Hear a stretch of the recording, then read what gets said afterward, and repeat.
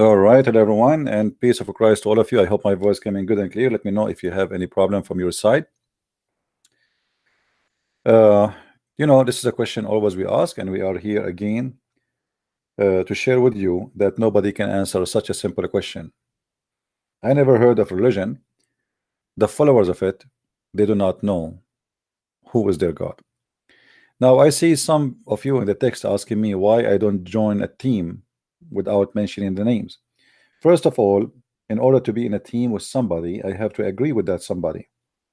And some Christians, they say things which totally I don't approve when I speak about Islam. As an example, they say Allah Akbar, meaning God is great, which is absolutely not true.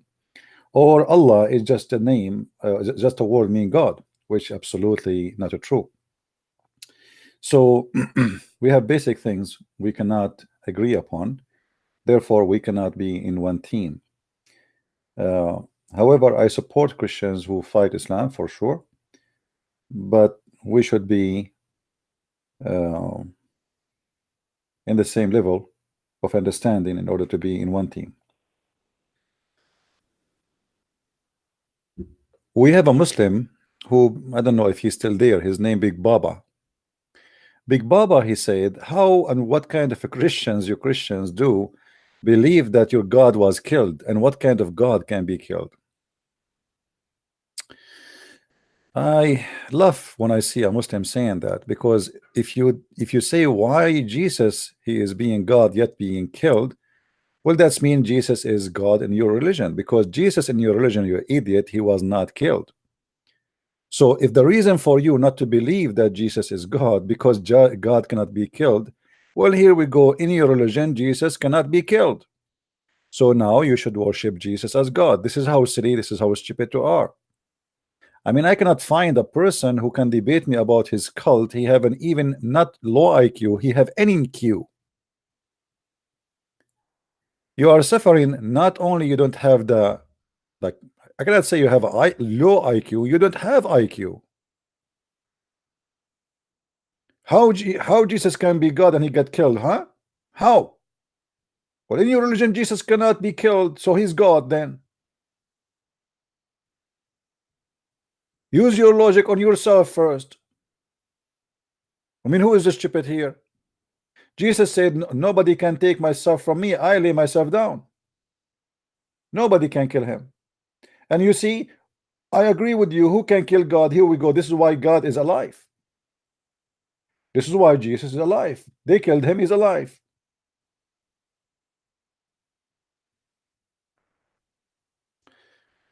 Now, I have my Skype open if there's any Muslim would like to call us. Who is Allah? You see, I saw tons of articles, some of them written by Muslims, some of them written by by Christians, and I find both articles are very funny and very stupid. When it's come to who is Allah, it's kind like because nobody have answer from Muslims, the Christian they start guessing.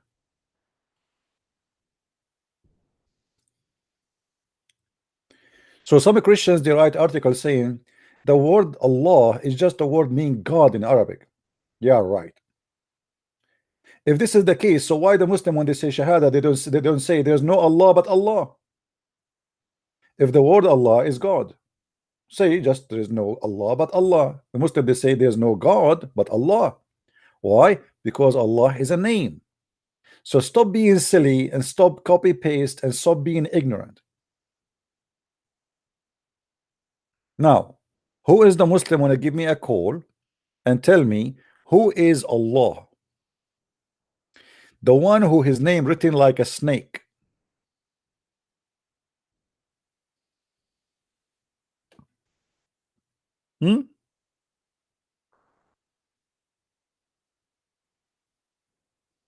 Any Muslim?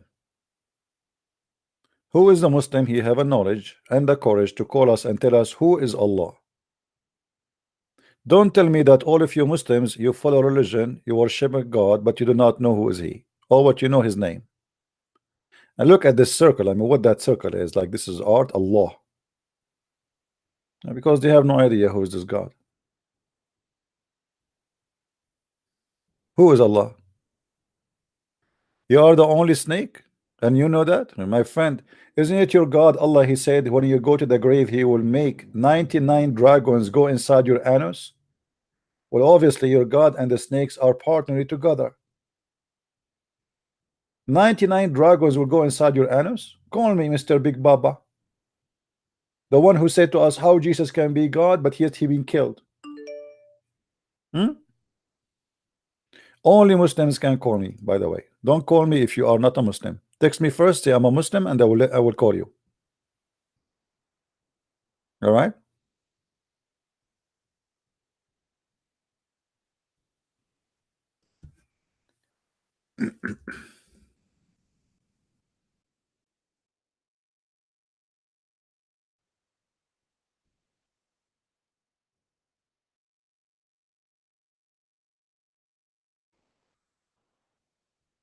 Any Muslim?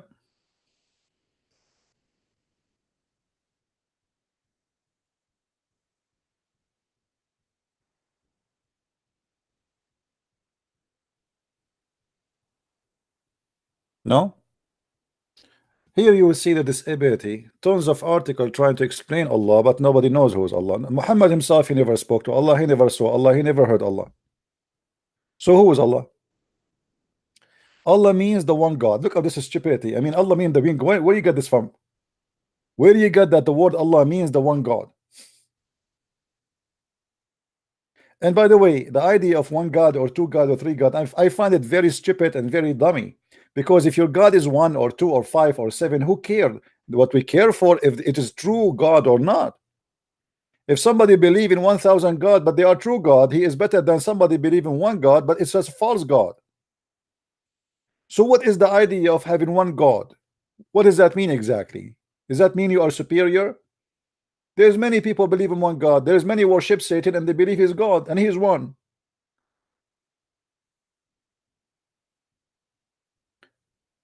The question will be, how you have one God but he is a stupid God?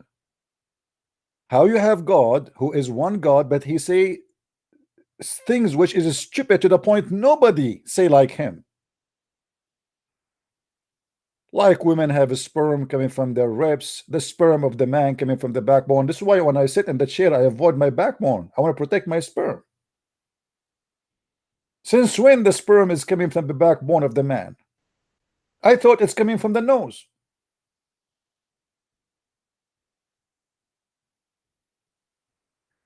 So the question is, if it is one or two, I don't care. Let us say your God was 7 God, 7-11 God. Who care? The question is, you do not even know who is your God. You don't even know how your God look like. Oh, what you know that Allah he have a body. Allah have a body, but how his body look like, you do not know. What kind of religion this religion is? And why your God have a body? Because he is not spirit. And why your God have no spirit? That means he is a dead body. When a God he have a spirit and he have nobody, this is how we know he is and exist. He have the power of life, but your God have no power of life. And how somebody don't have the power of life, he can give life when he is just a dead body? We will crave to see the wajh of Allah. Our Prophet said, the face of Allah we would like to see. So Allah has a body, but not like you and mine. Allah had a body, brother. Allah had a body, but not like yours and mine. What does that mean? Allah has a body, but not like yours and mine. Oh, thank you. Now you know what we Allah. Allah has a body. I mean, that's it. This is what you know about your God. Allah has a body, but not like yours and mine. I mean, really, I'm satisfied.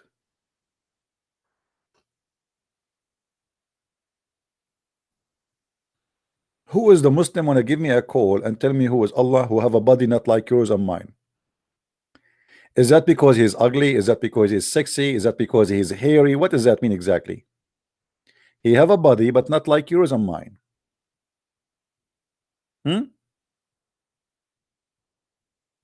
Any Muslim? The reason for considering the term Allah as more accurate is that Allah is the only just a meaning of God, is also personal name for God, both reference to God and his personal name. I mean, repeating the same thing over and over, but I got nothing until now. What does that mean? You don't just say God, but you can also say Lord. But when you say Allah, you are invoking the name, the personal name of God. It establishes a personal touch to pull between the human and being the creator. And what does that mean? Until now, you did not tell me who is Allah. Thank you for telling me that he have a name. I am honored to know. Hey Allah, nice to meet you. You have a name. I thought you don't have a name.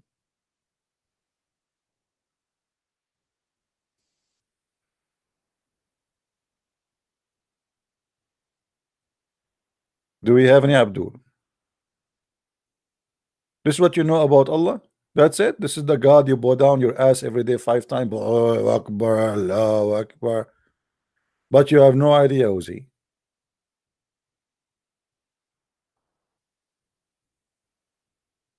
That's it?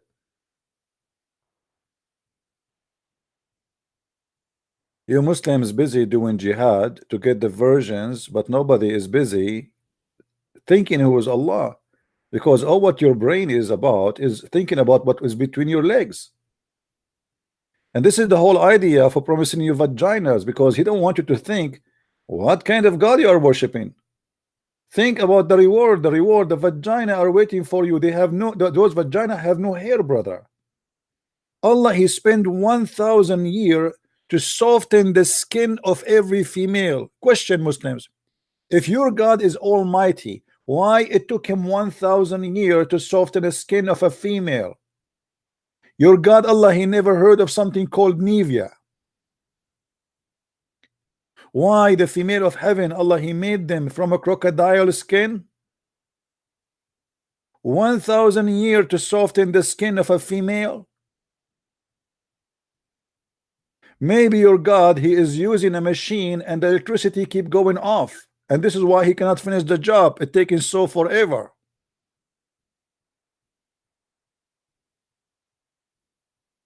$1,000 to soften the skin of a female, everyone. And how many female Allah will make? For every one of you, at least 70 female. I mean, your God Allah is so fast.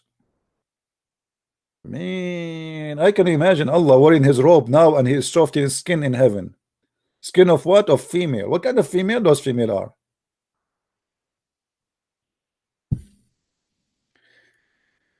are? Aramaic Prince. Anyone here in our chat, he say, I am a Catholic, I am Protestant, I Orthodox, I will ban you. In this chat, nobody is allowed to say anything like that. We are united here. We're not allowed the devil to divide us. So this is a warning. Nobody is asking you if you're a Catholic, or if you are an Orthodox or a Protestant. One more time you say it, I will send you free shipping and hand it into Allah. Now, who is the Muslim when I tell me who is Allah?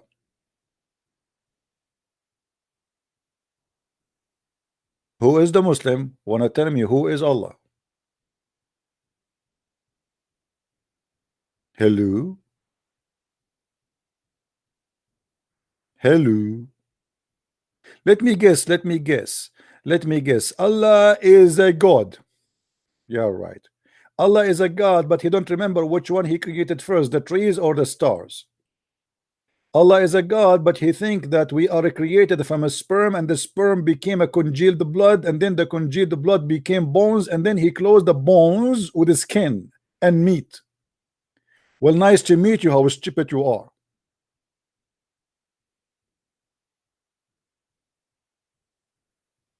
So you are worried about who is Allah by giving us no definition except saying he is God. And you make a long article saying to us nothing, that it is Allah represent purity of Islamic monotheism. Like, wow. I mean, this is alone should be considered as a big point for the Muslims. They believe in monotheism. Monotheism. And so You believe in monotheism or not in monotheism? What that will make a difference? The question is your God exist or not? Monotheism.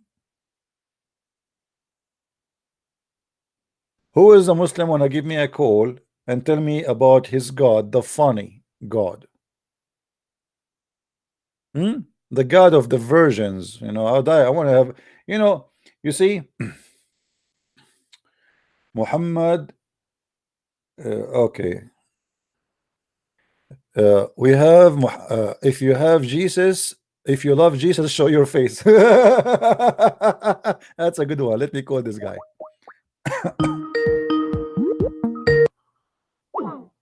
See, you are a coward. You don't even dare to take my call. You know, if you love Jesus, show your face, the coward. Let me show you, Abdul. Your God himself, he speak from behind the veil. Does that mean he is a coward?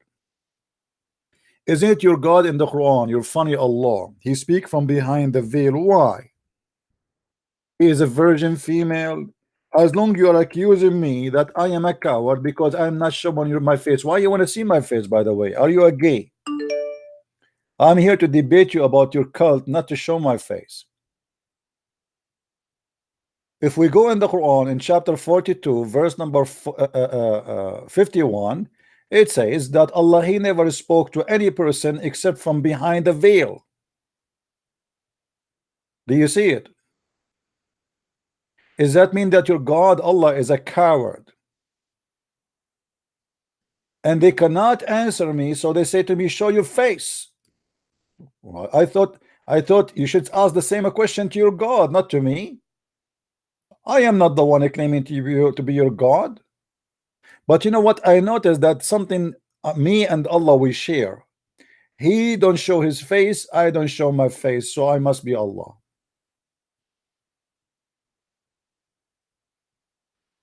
Any Muslim? If you love Jesus, show your face, coward.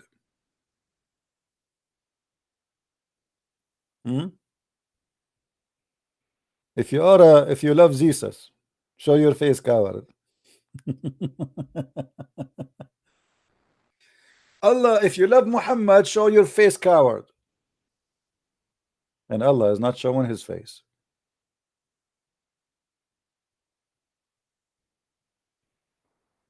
Any Abdul?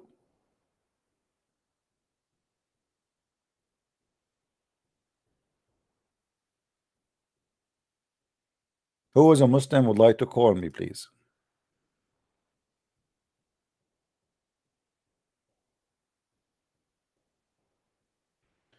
You know, there is a guy who have a very stupid movie. His name is Borat. I find a lot of similarity between Borat and the Prophet Muhammad, peace upon him. Borat wanted to buy a car, but he wanted to buy a car which is attractive vagina. Muhammad, he want to find a God, but a God who attract the vagina and the penises. So what is the difference between Borat and your God?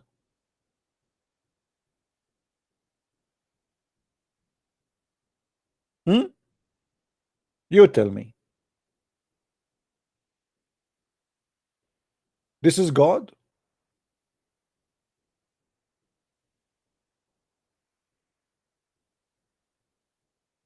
Your God is a Borat. When somebody said to Borat, I am retired, he said to him, oh, you are retarded. Oh, okay. This is exactly how Muhammad he understood the Trinity in Christianity. We say to him retired, he say retarded.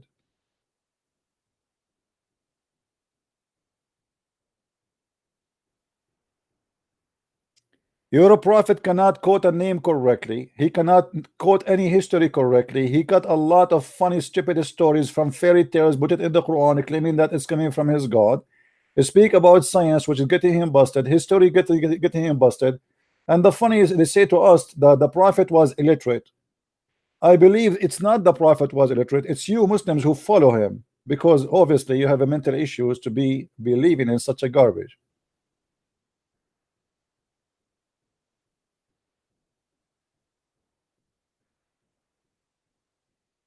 Who is your God? You do not know. In the whole Quran, you will see Allah speaking about things,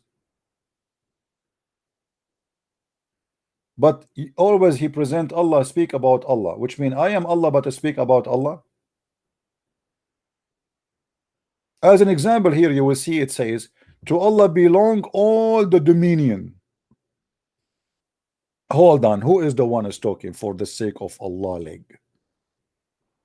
If Allah is talking, why he say to Allah belong all dominion? And then he say it is he who? Allah. But who is talking? Allah. Allah is talking, he say it is he. What's wrong with this God? Imagine I am a Christian prince, and I say to Christian prince belong all the dominion, and then I say it is he who, Christian prince, it's me. So why don't say it's me? What it is he? Who is talking here?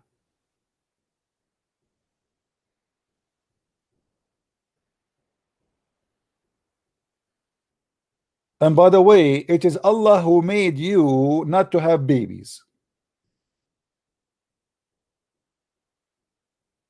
I mean, this is science by itself. Does that mean Muhammad, he was made not to have babies because Allah, he want him to have babies?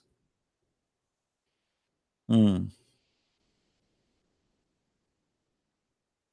then in the same chapter, verse number 52, it speak about Muhammad. Muhammad, he do not know what is religion, he do not know what is God, he is an idiot. Read carefully with me.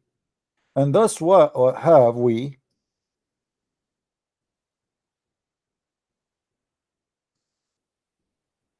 by our command send inspiration. Hold on, what by our command? Muhammad, he never received inspiration. Muhammad, he received delivery. There's a huge difference between inspiration and delivery. You're a stupid God, he cannot even recognize what the difference between inspiration and delivery.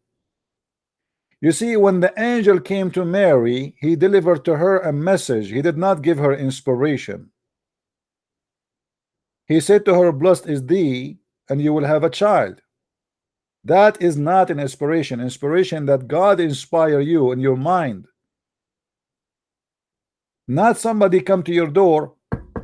Hello, yes. My name is Jibril. Let me squeeze you, please. I have delivery for you. What is the inspiration?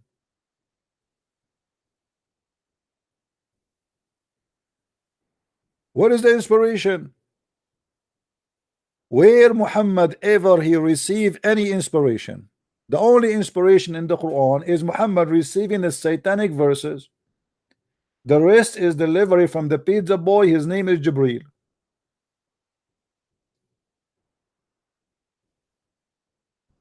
And as you see, every word in this book is a joke. We cannot even pass one line without laughing. And then here after that, you will see the Muslim, they lie to us and they say Muhammad was Abrahamic. Muhammad, he followed Abraham before Islam. Look what the verse saying. The verse says that Muhammad, he knows not before what is a revelation, and he have no faith. And what is faith? Do you see it, Abdul? So before, for 40 years, Muhammad was nothing but a pagan man according to your Quran. So why you lie to us and you say Muhammad was Abrahamic?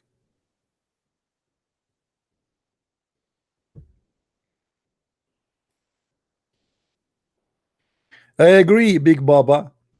I don't shave my face because I'm very ugly. Is that a problem for you?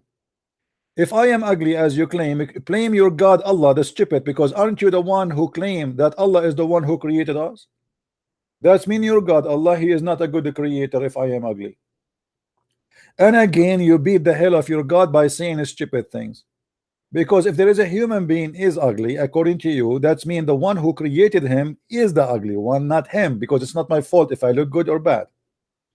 How stupid of you avoiding answering my questions by attacking my person and my look. And by the way, how you know I look ugly? Trust me, if I show my face all your wives, the 4 wives, will leave you and they will jump right away in my camel. How you know? I swear, I swear, I look so good. I swear, like Zakir Naik. Look how Zakir Naik, how handsome he is. Here we go. Zakir Naik is showing you his face. What you get from his face? Do you dream about him at night?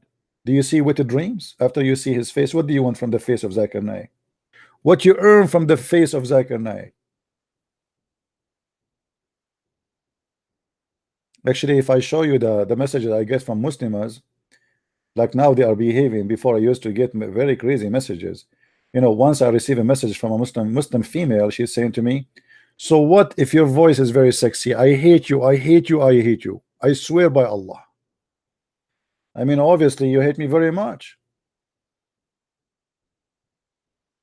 Very much. I can't tell. God knows what she is doing there.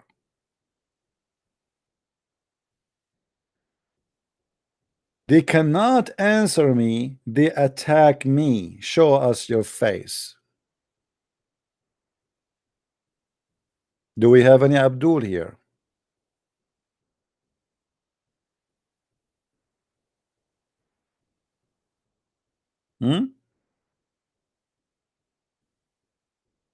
Have you ever heard God? You know, we have one God. His name is Allah and he swear by the fig. What the heck? You have a God, he swear by the fig? Brother, are you sure your God is okay? I think your God, he was so hungry when he made that oath. You have one God and you give me headache with him, but yet you cannot tell me why he is swearing by fig. Any Muslim? In chapter 95, verse number 1, the Quran says, I swear by the fig and the olive, I swear, man, that's very touchy. I'm so glad he did not swear by watermelon, because Muslims, they have sex with it these days. Any Muslim can tell me how God the Almighty swearing by a fig?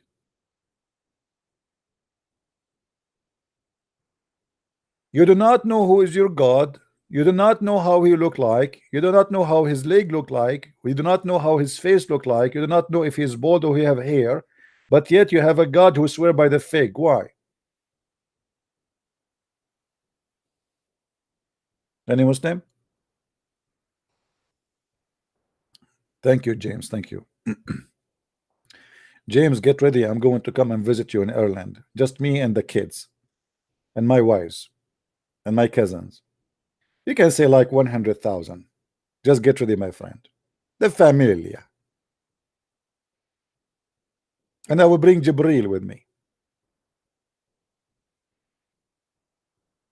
Do we have any Abdul would like to call us?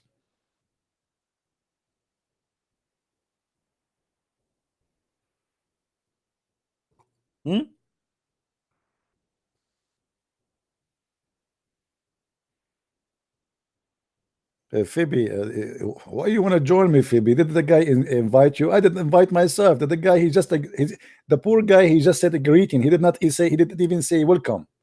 And you want to join with me? Come on, you are like Abu Huraira. Abu Huraira, he accompanied the Prophet just to eat free food. Do you know, guys, Abu Huraira, the one appear in every story in Islam? Abu Huraira, he joined the Prophet just to eat free food. He's a homeless guy. He have no business, no work to do. He have no money, and he's very poor. So he found Muhammad a great opportunity. Wherever Muhammad he go with him. Christian Prince, I disrespect Prophet. So what? First of all, you did not say stereo and Wi-Fi, Bluetooth. Okay, I got your point now. I was going to make you swear by the fig, Tom, that you mean that. Tom and Jerry. Any Muslim?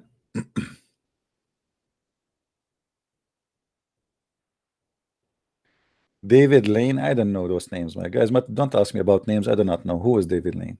I focus here in Muhammad. We have too much to be busy with Muhammad and his stories. Forget about David Lane. Who is David Lane? We are here to fight the liar. There's small liars, there's big liars, there's good people, there's bad people. I don't care. I am here to expose Muhammad and his fabrication all over.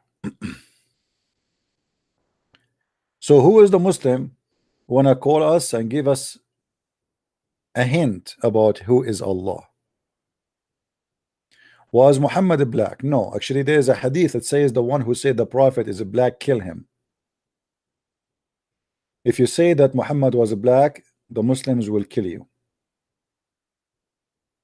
And actually the Muslims if you search right now in YouTube about the lineage of Muhammad, you will see that all the ones who appear in the videos, let me do that. Hold on, give me a second. The Muslims are obsessed with the white color. And Muhammad, because supposedly he is very white, he must be very white, and his kids have to be very white. They have to be redhead. Actually, even Aisha, she was called Al-Humayra, which means the blondie. If we go search and go on YouTube, hold on, give me a second, please.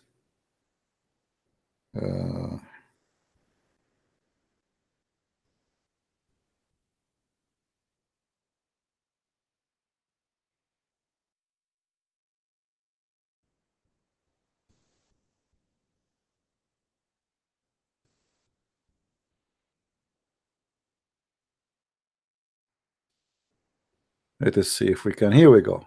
Look at this video.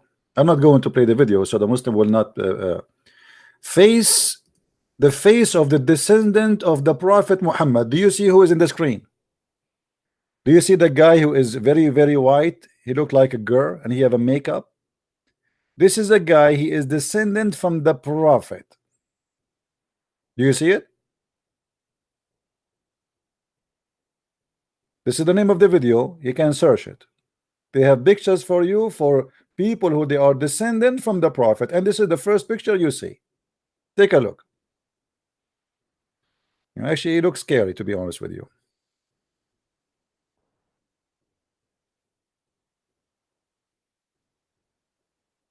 No, there is tons of story about Muhammad, how white he is, how white his belly bottom, how white his underarm, how white his legs, you know. Yeah.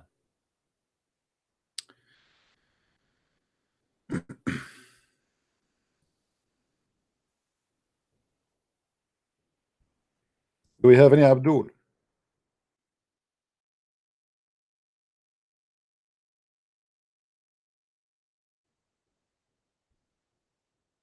Do you see it?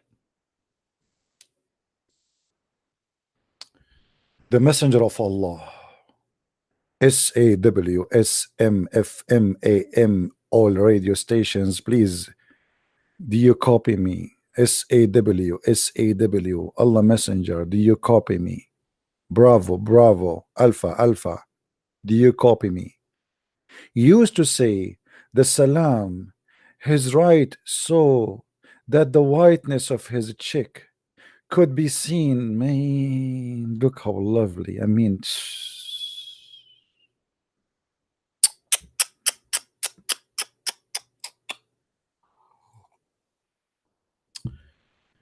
oh man, I hope there is no gays from San Francisco here. Muslim, don't keep your pantheon, please. I mean, what is this? What is this is about? What the whiteness of the cheek of the Prophet? Huh? What's wrong with you Muslims? Why the Christians, they don't say Jesus was white or yellow or brown or red? I mean, why? What's wrong with you? Why you are too much crazy about how Muhammad looked like? So Muhammad, he was a white man, and he is very white to the point the Muslims, maybe they are going horny when they see him, and he wear white clothes.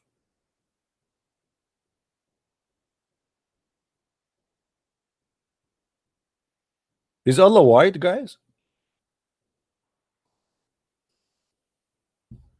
Muslims, is Allah white?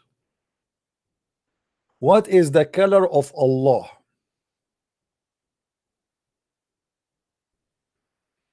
Any Muslim?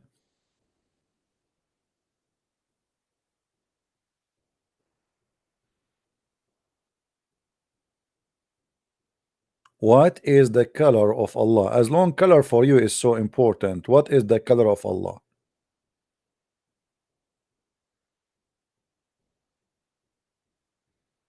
You know what?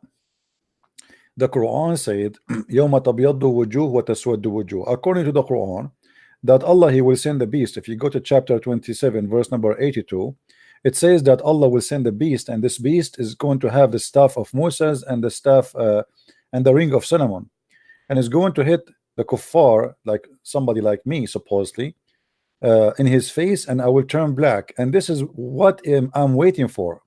Anyone knows what I like? Why I like to be a black? Right now, I am not black, sadly. But do you know why I cannot wait to the day Allah will make me black?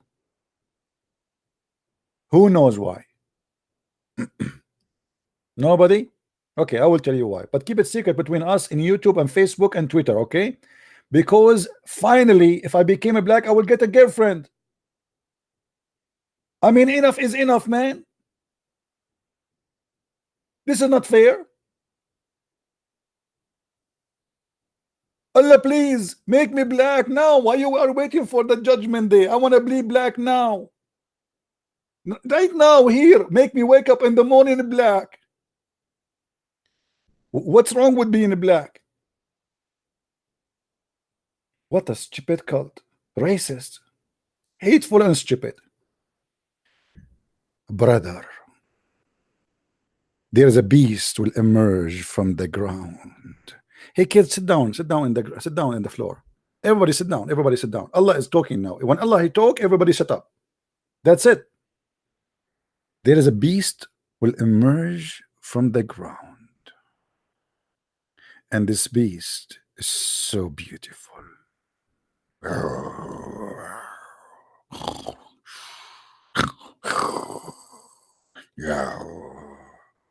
Mr. Beast, we would like to do an interview with you. I am from the BBC.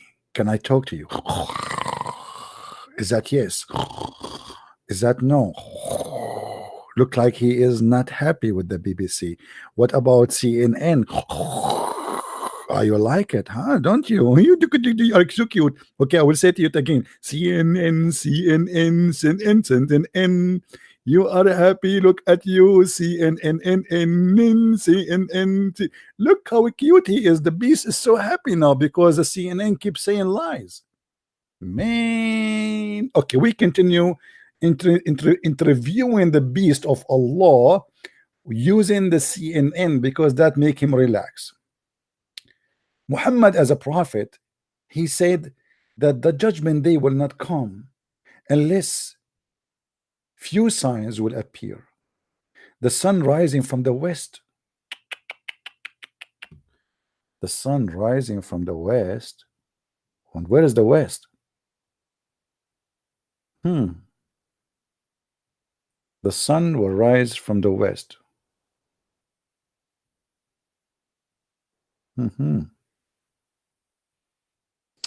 You know, I was going to buy a house in the beach, in the front of the beach, so I can see the sunset in the west. And look what will happen now. Instead of watching the sunset because I am unlucky, I will find the sunrise from there. I mean, this is not fair. I spent all my money to buy a house so I can see the sunset, and now Muhammad, it seems the direction of the sun is going to be the sunrise. I mean, this is not fair. So look what I will do. I will buy a house where the sun rise, because obviously it's going to set in the sunset there. I mean, everything is upside down in this cult. Anyway, let it go. Let us go where Allah, He will make us black and white. Go to the topic. Go to the topic. I mean, why you are wasting our time? Why? Let's see. You see, in the Muslim translation, they say that your face will turn brighter or bright. That's false. A beast will emerge from the earth, and with it will be the staff of Moses. By the way, this is a true story.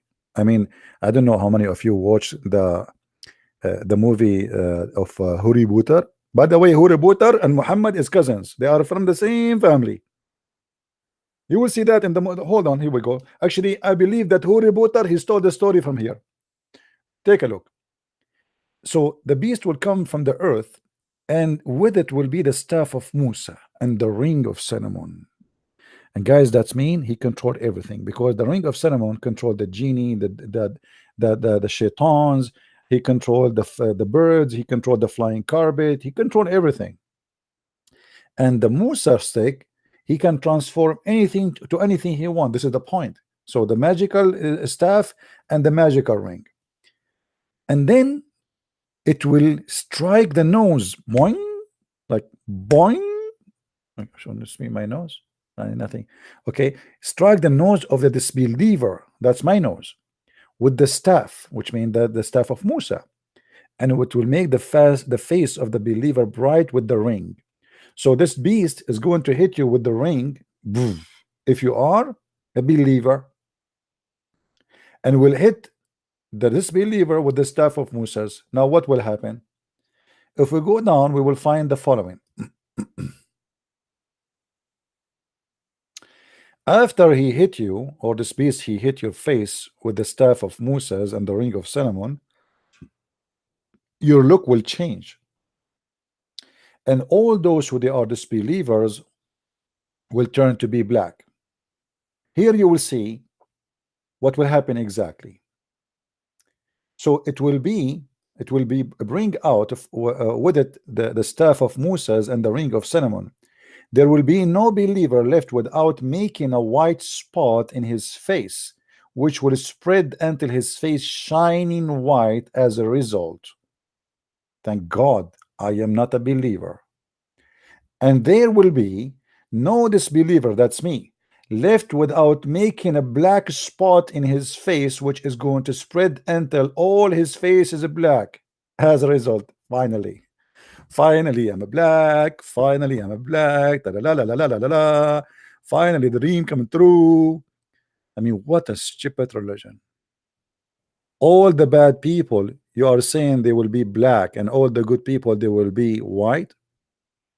And you Muslims lie to the black people, saying to them Islam is against racism.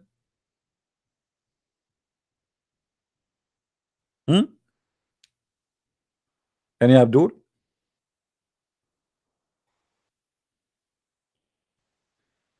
Any Abdul?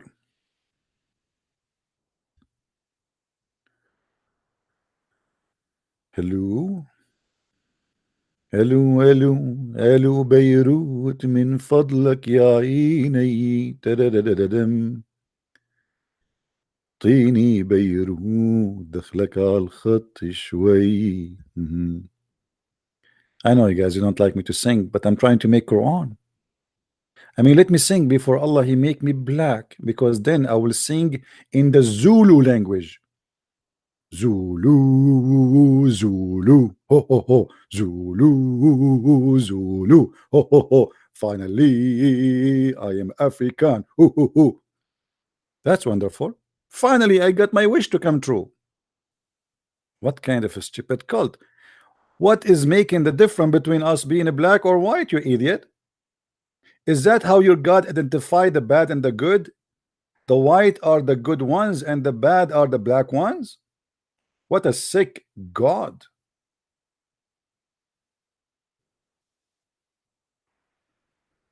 Any Abdul? What, guys, you don't like my singing? Come on, be honest now. My singing is very good. Actually, my voice is tired because I'm speaking too much. Otherwise, my voice will be a lot a lot better, to be honest with you. but I am trying to be honest with you now. Any Abdul here would like to call us? Until now, zero Abdul calling me to tell me who is Allah. This is a topic the Muslims they avoid to speak about because not even a single one of them knew who is Allah. Even the first muezzin was a black. My friend, your first muezzin was a black slave. Your first muezzin, the one who called for the prayer, his name is Bilal. He was a slave of Muhammad. Can you tell the crowd why your prophet he owned this poor man? Why you don't say that he was ordered to go and do the adhan? Because the white men they are sleeping at home, and the poor slave is the one who have to jump in the roof in the heat and say Allahu Akbar. Why the white man sleeping? That is the truth.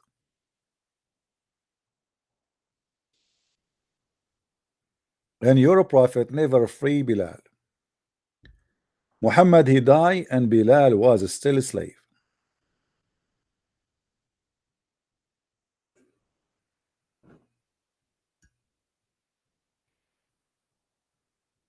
We have a guy, his name is Israel. How are you, Israel?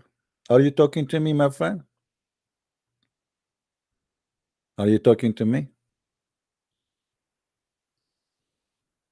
You have love in your heart?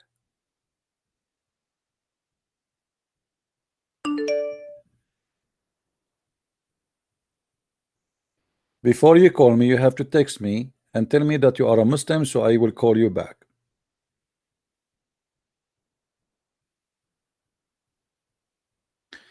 Anyone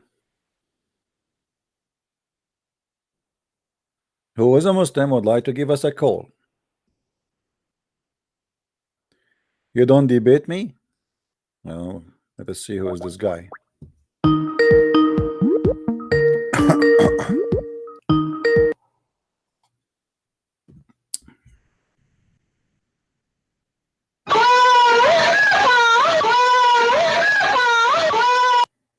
This is Muhammad in heaven. I'm a Muslim. And I call him. I found that oh, man, what happened to you? This is your voice. This is your voice. MashaAllah, MashaAllah. I think this has happened to you because Allah is inserting the huge chain in your anus, as it says in the Quran, which is 70 cubit long, and each ring of it is having more equal than all the iron in the world.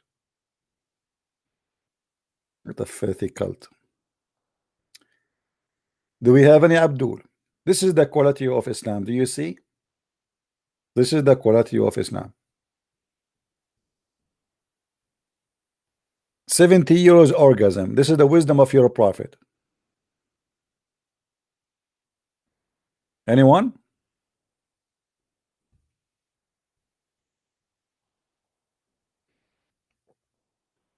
Who is a Muslim would like to call us?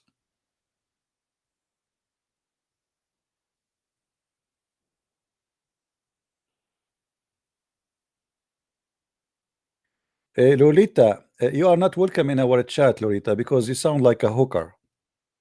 Get out.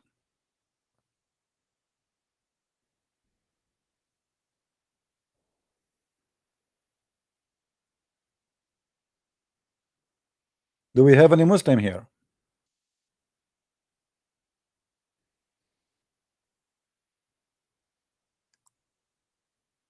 What happened after 70 years orgasm? He will go back to zero. He will go back to zero. And by the way, look at the description of the beast of Allah. Did you notice the description? Ibn Jurayz reported that Zubayr described the beast and he said, its head is like the head of a bull, its eyes like the eyes of a pig, its ears like the ears of an elephant, its horn are like the horn of a stag, its neck like the neck of an ostrich, its chest like the chest of a lion, its color like the color of a tiger, its haunches like the haunches of a cat, its tail like the tail of a ram, its legs like the legs of a camel, between the pair each pair of the joint this distance of a 12 cubit. I'm tired. Look like we have the whole zoo here. What is that? Allah, he put all the zoo in one machine and he flipped it together and we got this beast.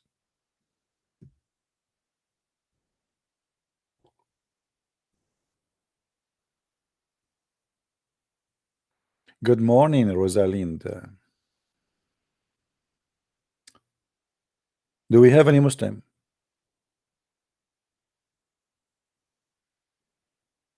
No, you cannot eat it. You people, American, are crazy. You eat anything in your way. I mean, I have a neighbor. Each time I see him, hey neighbor, you want to eat sausages? What you want to make the beast of Allah sausages now? I mean, don't you have enough fat? Come on, haram. This is the beast of Allah. If you eat the beast of Allah, from where Allah will get another beast? He will go to the safari to capture a new one.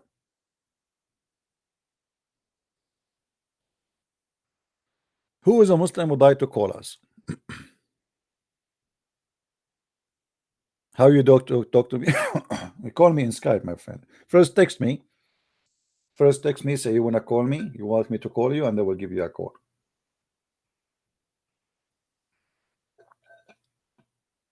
Don't forget before you call me to say inshallah, because I noticed that Muslim, when they don't say inshallah, they lose debate with me. When they say inshallah, they win.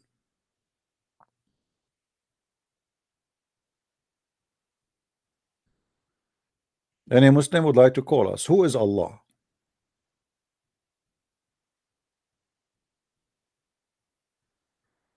Anyone knows?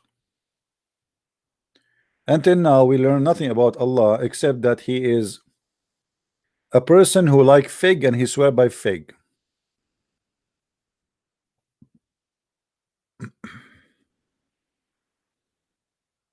All right.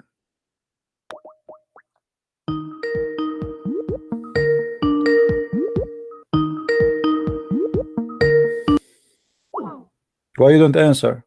You told me to call you and now you don't want to talk?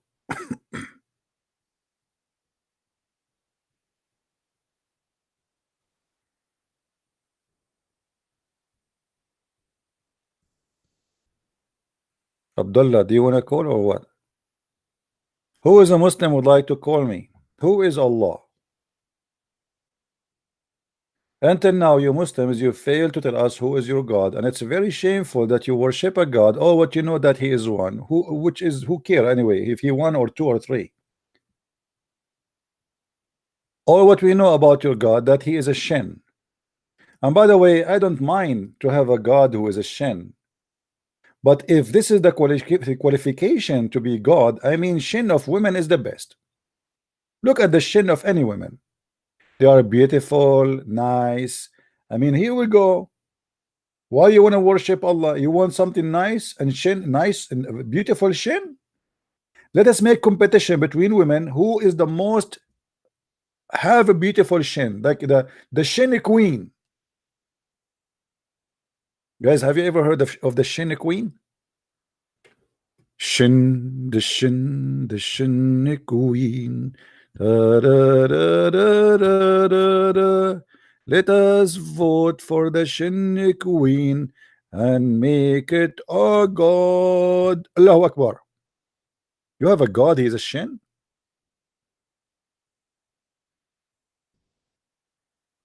That is something special.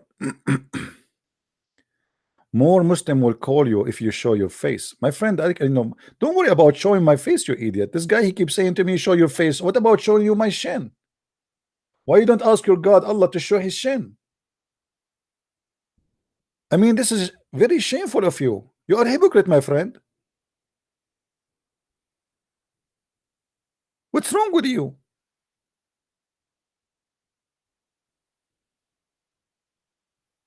Okay. The second question of Rami was when people pray and say, oh Allah Azza wa Jal, grant us the ability to see your face in paradise. Or when someone prays to you and says, may Allah Azza wa Jal allow you to see Allah's face in paradise. Wouldn't this be giving Allah Azza wa Jal attributes of humans? And the answer is no. No. Allah. No. The answer is no. The answer is no.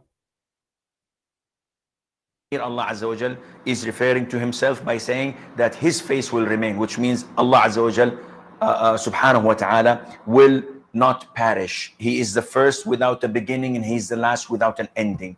Azza wa Jal. He's the creator of the all, what you see and what you do not see. And he's not created, and he does not die, and he does not have an ending. Subhanahu wa ta'ala. So Allah described in the Quran that he has a face.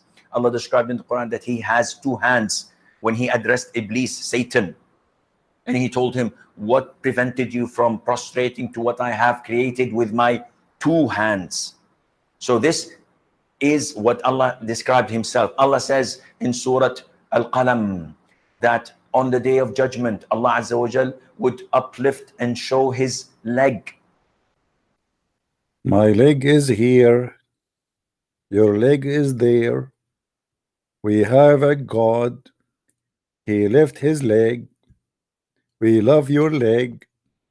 We worship it. Can we please just kiss it? Please, Allah, show us your leg. Allah beautiful. His leg beautiful. We are Muslims. We worship a leg. I mean, what is that? Your God, Allah, he is not a man, but he have two hands. And by the way, both hands of Allah are right hands. And your God, Allah, have a leg. But by the way, no Muslim can say to us if Allah have an ass or not. So that will be funny that your God have a leg, but yet he don't have an ass. So how Allah look like? He have two hands, he have a shin. He have one leg, not two legs. In the hadith it says clearly that the both hands of Allah are right.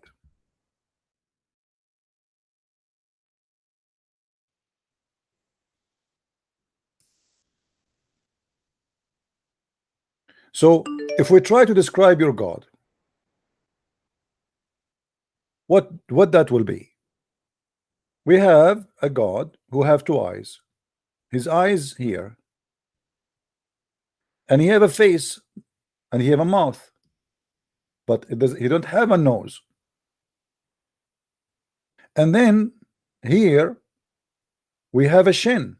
This is the shin of Allah, which is a leg, you know, the leg. So the face of Allah is right in his leg. There's no ass, there's no shoulder, there's no chest. And then there's two hands are coming from the right side of Allah. So this is the shin, and Allah, he have a foot.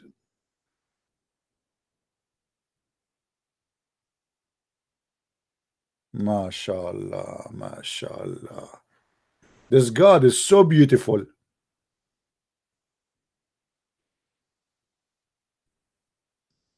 Any Muslim have a comment?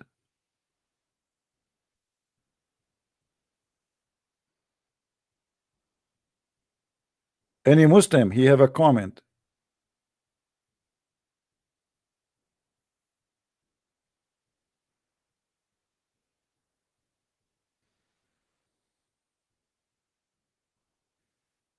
Anyone?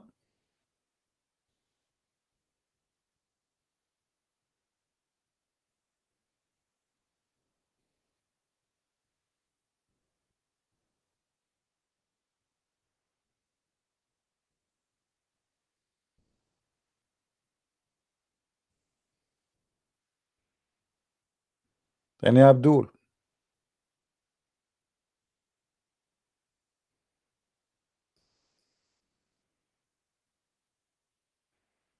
Christian Prince, he should be already a host.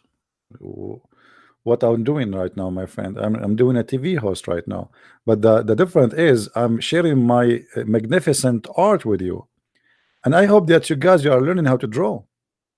I learned, like, I noticed that first, look, this is the benefit of listening to me. First of all, American and English people, including Shakespeare, their English is improving. You see, before I start doing broadcast, many English people do not know how to say hello. They used to say, hey, hey. I mean, what is that, man? Say hello. Listen carefully. Hello. So after we start speaking in English, we taught the English people how to speak English. And by the way, Shakespeare is an Arab. His real name is Shakespeare. His real name, Shakespeare. And the English people, they stole this name from us, And they claim he is an Englishman. This is a lie. His real name is Sheikh Isber. True. Al-Qaddafi, he said so. You don't believe Al-Qaddafi? Go and ask him. Yeah.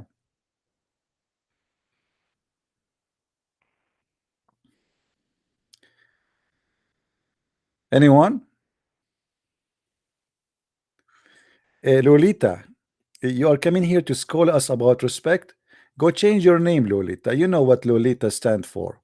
So don't now act like you are the good girl here. Lolita. The devil.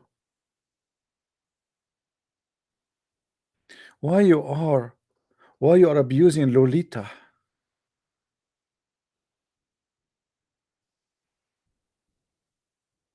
Who is a Muslim would like to call us?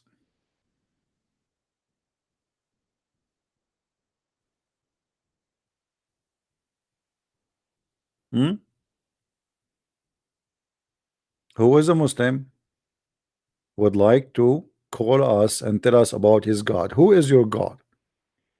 You have a shin, you have a face, you have a two eyes, you have a mouth, and you have two hands on the right side of his shin.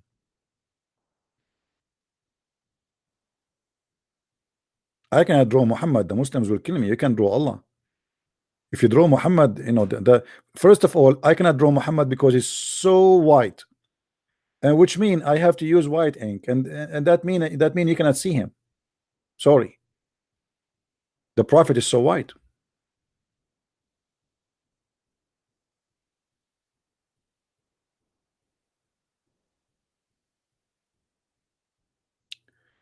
Why Moses was black? Why Moses saw God's black? I don't know, my friend. Maybe it was dark at that night. Where it says Moses he saw God black. What are you talking about? Moses he saw God black. I thought he saw him as Indian. Funny people. Who is a Muslim would like to call us?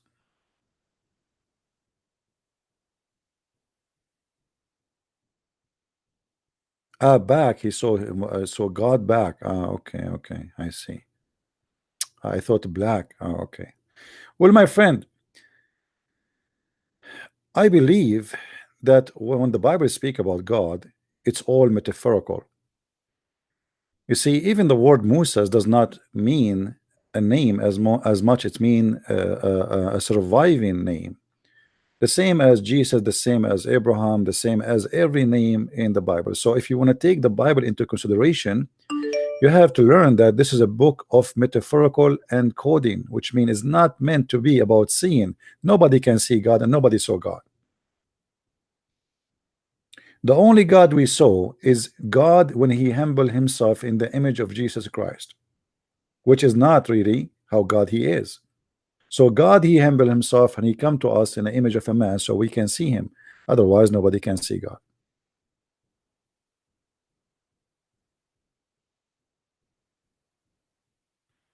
And Abdul,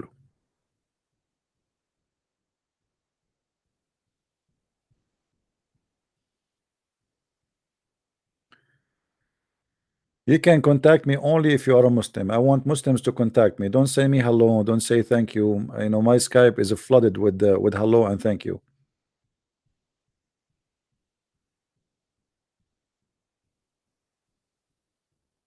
No, there is nobody knows how many times Jibreel met with Muhammad. You know, guys, don't call me unless you are a Muslim. I hope I made it clear. I will not take any call from anyone unless he is a Muslim. I want Muslims to call me. Don't call me unless you are a Muslim.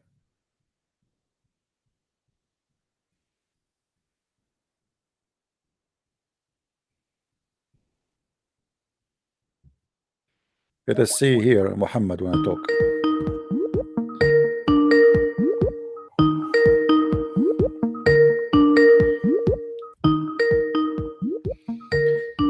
Answer, Muhammad, answer.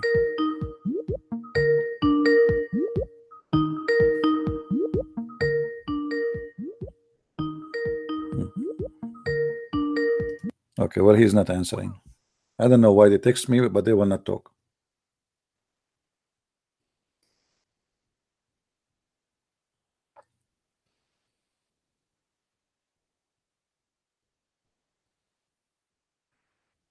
Who is a Muslim would like to call me? We have a Muslim here when I talk. Let us see. Bad connection.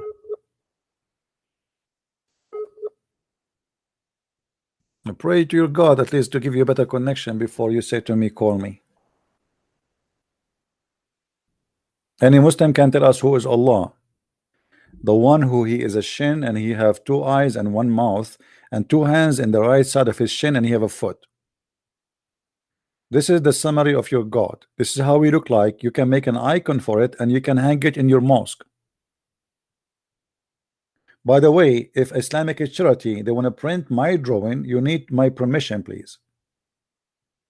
I will not be happy if I see Muslims printing my drawing and putting it in the mosque in every Islamic school and you Muslims start praying in front of this shin without my permission.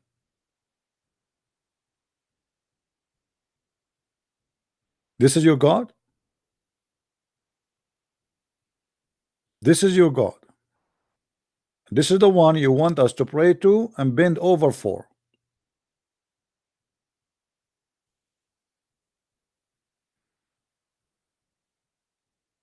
Anyone?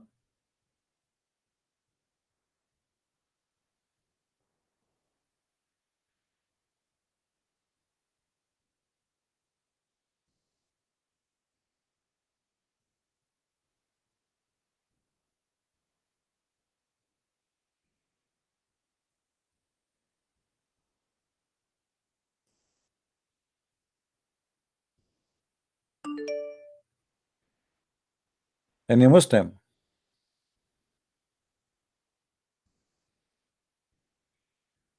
You have to contact me first and ask me that you want to call and I will call you.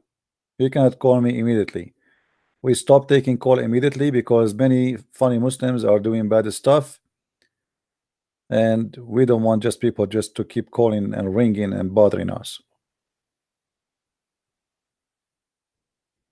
Any Muslim? As you notice, not a single Muslim knows who's Allah. Very funny religion. This cult have no idea they are worshiping who and why.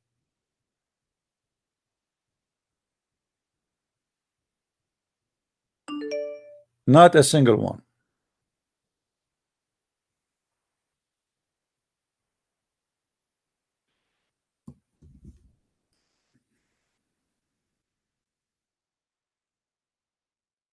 Let's see this guy. Is he a Muslim?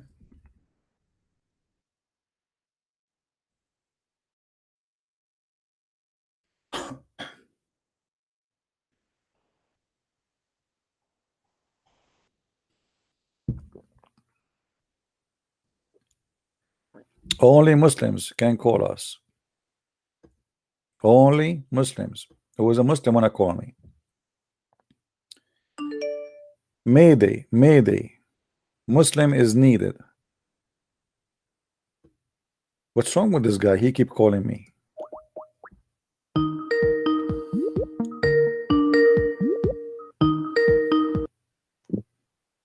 Hello? Hello?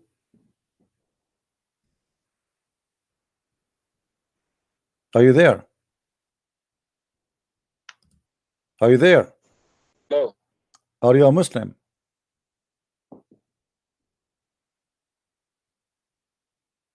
Are you a Muslim?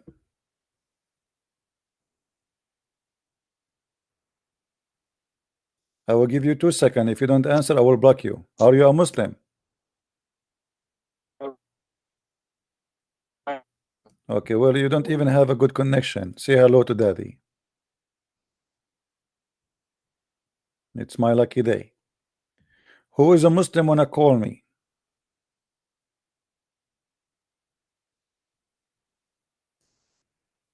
Who is a Muslim would like to call me?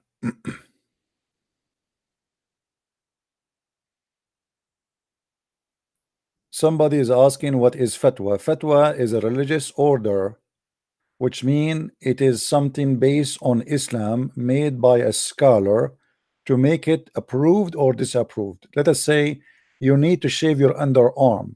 So you ask the scholar, can I shave my underarm? Use a machine made in Germany. The scholar, he will give you reference proving or disapproving that question. This is what fatwa mean. It's a silly, stupid thing Muslim they practice. And this is why the Muslims, they will never go advanced, because everything have to go by a fatwa. There's a guy, he called the Saudi TV and he said, I got a phone and the phone is made in Switzerland, and at the bottom of it there is the cross, you know, this is the flag of Switzerland. He said to him, I'm talking to you, brother. I'm talking to you, brother. You believe it?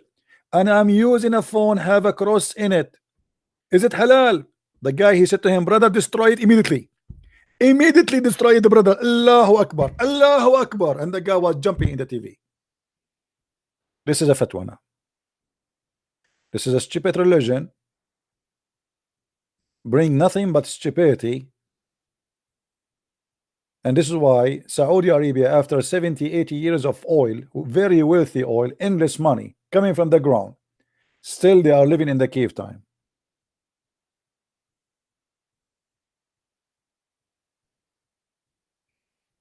Do we have any brave Muslim here? Okay, forget about the brave. I think I'm making the wrong challenge. I keep saying any brave Muslim, any brave Muslim, any coward Muslim.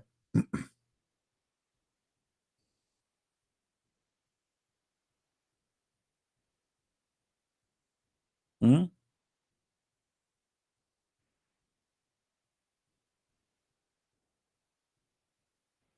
Hello?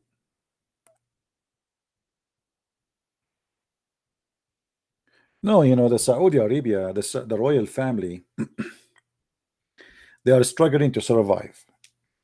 It's not because they are good. Those are a bunch of criminals. But the fact is, there's many of the Saudi, the young ones, they are trying to get out of that old tradition Saudi Arabia. So there's struggle between the old generation and the new generations. And the crown prince, he is thinking about his future, how he can be the king. So in order to keep himself not to lose, because you know Saudi Arabia, the royal family is staying there just for a very simple reason. There's a lot of money, but the money soon is going to be not enough to make everybody satisfied. There's a very high unemployment. There's people who cannot afford even to pay their bills, and Saudi Arabia is not like before. So revolution is going to come. So in order to keep things in order, we have to make some changes, and the changes is for the order to keep the royal family surviving, not because they care for modernization as they claim. So he knew that women, if we gave women ability to drive, that will give him a support of all the women in Saudi Arabia, and women are more than 50% of population. And if we give them later the right of voting, if vote if ever exists, that means the crown prince, he will become their hero. You know what I mean? So he's trying to earn more support, even though this is not truly Islamic. It's an agenda. It is not because he is convinced that this is the right thing to do.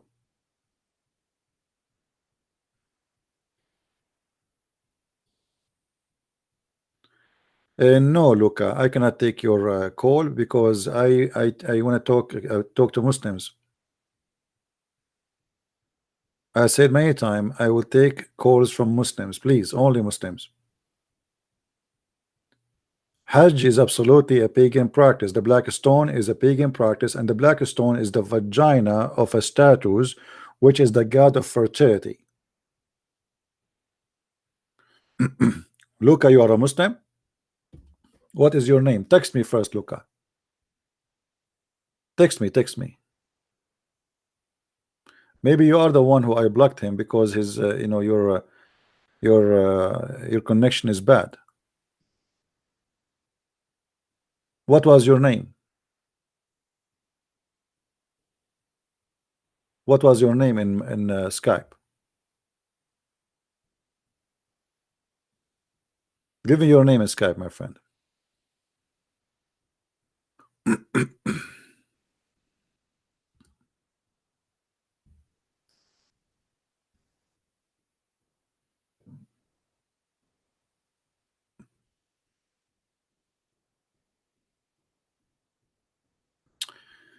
Okay, let's see this guy.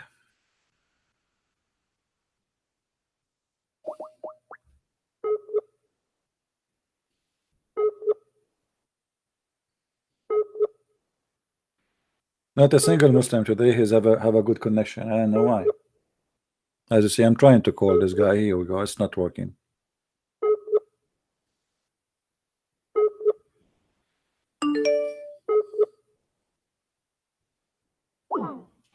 No. Let us try again.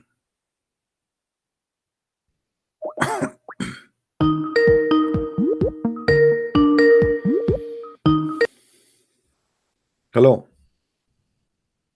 Ella pola shamama jiggy jiggy jiggy jiggy. That's Quran. This is the Quran you have for me? Jiggy jiggy? Well, obviously your God is a jiggy jiggy too. Jiggy jiggy do. Jiggy jiggy yes. Jiggy jiggy do. Jiggy jiggy shin. Jiggy jiggy arm. He have two arms. Jiggy jiggy do. Scooby Scooby Doo. Oh boy. Well, nice to meet you, Jiggy Jiggy God.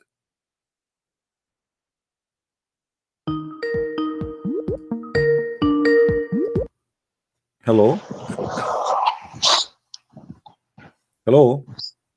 Hello, Yes, Mr. Muhammad. How are you? Irfan. Good. How are you? I'm all right. What do you think about Allah's shin? Shin. No, I just started, just like went through, like go through what you just said just now. What? I don't So understand. what? Yeah, what were you saying just now? Because I just came into the chat. Sorry, I'm feeling a bit under the weather. Okay, no problem. So what do you want to say to us, Muhammad? Why you call me? Do you have anything to say? No, I was just We like are just asking who is interested. Allah. We're just asking who is Allah. Not even one Muslim can tell us who is Allah. What do you think? Okay, I think Allah is. I think the best representation of Allah is in Surah Al-Ikhlas. What is that? Al-Ikhlas. Oh, sorry. The chapter of Ikhlas says nothing about Allah. Sorry. The chapter of Al-Ikhlas says nothing, totally nothing about Allah. I'm asking you who is Allah. You say to me Allah is Ahad. Ahad mean one off. That's wrong. If you say to me that your God is one, how you say to me the best presentation is in Al-Ikhlas? Al-Ikhlas is a very funny chapter. Why is it funny? Yeah, because it says he is one off. Doesn't say he's one. Yeah, قل هو الله أحد. In Arabic, you don't say Ahad unless he is Ahad of. أحد الطلاب, أحد التلامذة, أحد الأساتذة. So the word Ahad mean one off. You can go right now and search in the Quran the word Ahad. You will find always that it is one off. As an example, the Quran said وَلَمْ نُفَرِّقُ بَيْنَهُمْ مِنْ أَحَدٍ, which means the prophet. So min ahad, which mean not any of them. So the word ahad mean one off. Now, and if this, even if this one mean one, still that will not answer me. Who is Allah? Okay.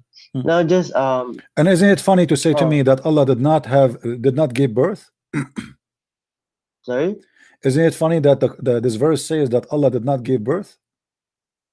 No, it's not funny because this is you know the story of why Surah Al-Ikhlas was brought down? When? Why? The reason why Surah Al-Ikhlas was brought down? No, why? Tell me. I do not know. I'm learning. Okay. Give me a moment. By the way, if you want, you can drink camel urine. I'm not making fun. The Prophet, he advised every Muslim to drink camel urine for better health. So No, that's not what the hadith. No, that's not the hadith said. It was only for the specific tribe where the tribe came to Prophet. Why specific? Why specific? What is special about them to drink? What is special about those people to give them camel urine? Because what did the hadith say? Do you want to read the whole hadith to me? No problem, but this is not really, you know, this is not what this is not about specific. This is an order for all Muslims. Why are you saying to me that your prophet he told only one group to drink camel urine, the rest of Muslims should not do that? I mean, I saw the hadith. You want to read to me the hadith? No, let us focus on Allah now. Right now, we have something more important. Who is Allah? Oh no, okay. Who is Allah? Number one, Allah is Lord of the world. Read, I think Surah Tul. My friend, he is the Lord of the world. Okay, well, but this is not telling me who is Allah. You are giving him jobs and title. This is your own idea. This is your fiction. Who you know? I can say I am the Lord of the world. How you can prove to me that Allah is the Lord of the world? When you say Allah is the Lord of the world, first, this is a title. This does not present anything about him. Let us say he is the Lord of the world. Still, you did not tell me who's Allah. Let us say, if I say to you, who is it Trump? You say to me he is the president of USA, but this is not who is he. This is a job he do. Who is Trump? So you tell me who is Trump. Who is Allah? He's a God. You see, you are telling me a job. So you do not know who is he. All what you know that he's God. That's all what you know. So the question here will be, how you Muslims worship a God you do not know who is he. All what you know that he's God. And who is the one who said he's God? He said so. What if he's Satan? What if he's Satan saying I am God? Sorry? What if he himself he is Satan and he's saying I am God, worship me? What is the proof that your God Allah is not Satan? Okay, the same question can be written back to you. So what can you say that your God is not Satan? That's very easy to answer.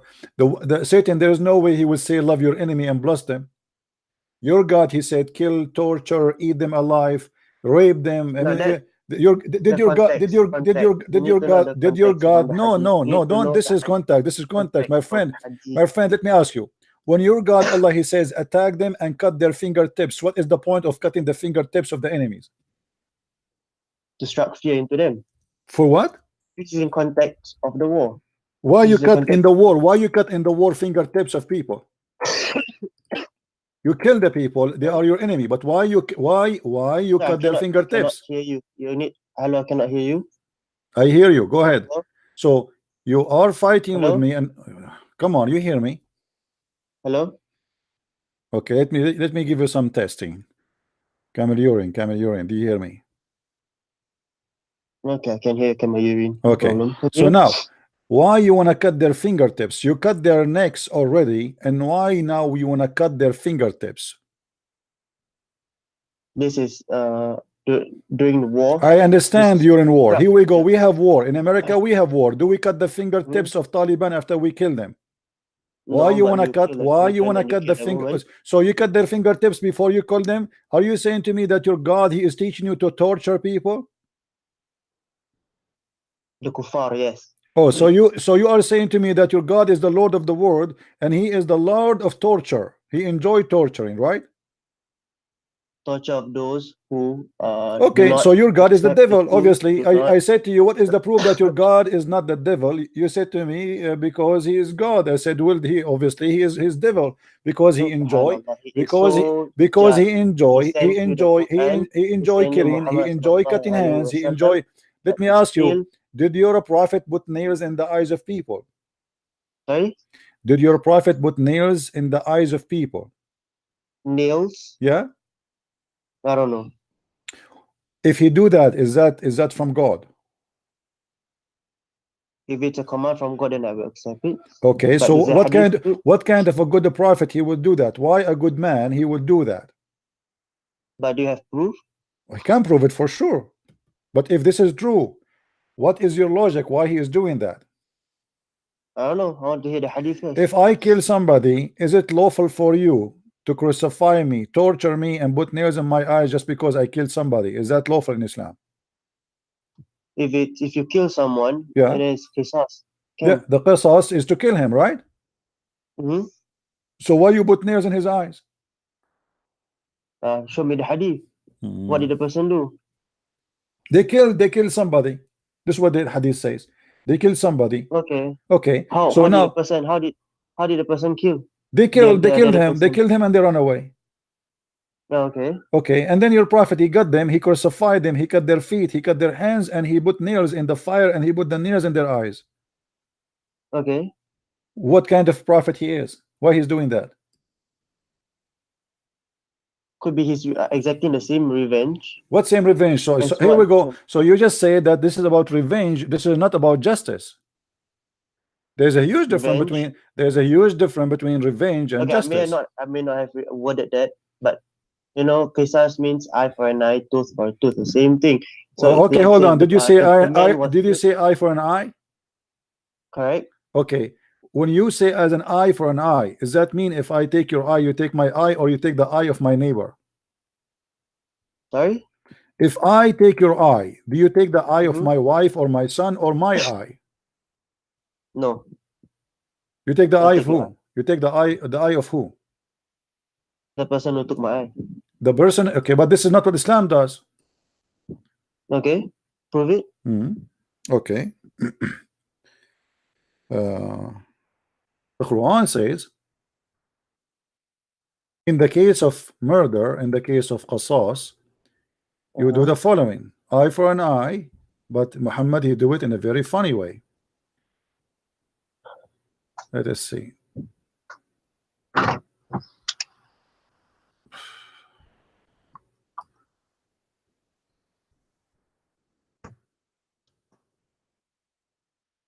Read with me, please. Do you see the screen? No, I don't. You can open chapter 2, verse 178 in your side if you want. Chapter 2, 178. Let me find it. Chapter 2, 178.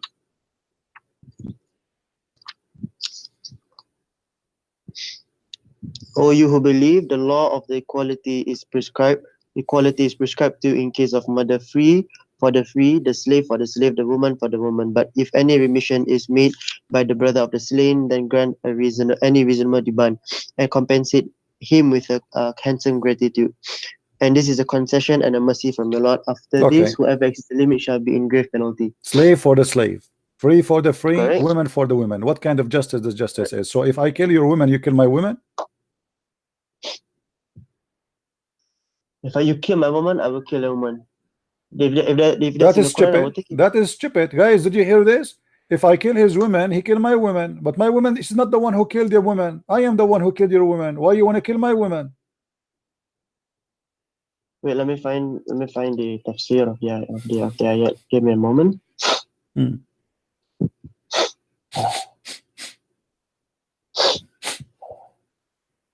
I'm just supporting you with some sniffing. No problem. Yeah.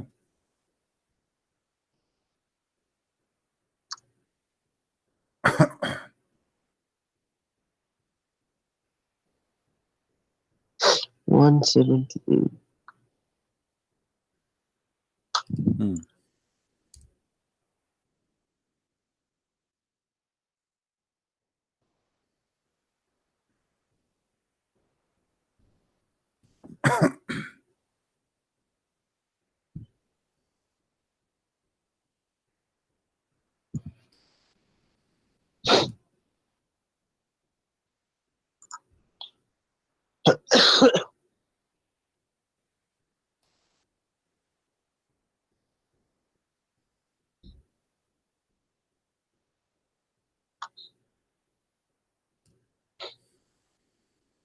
Give me a moment.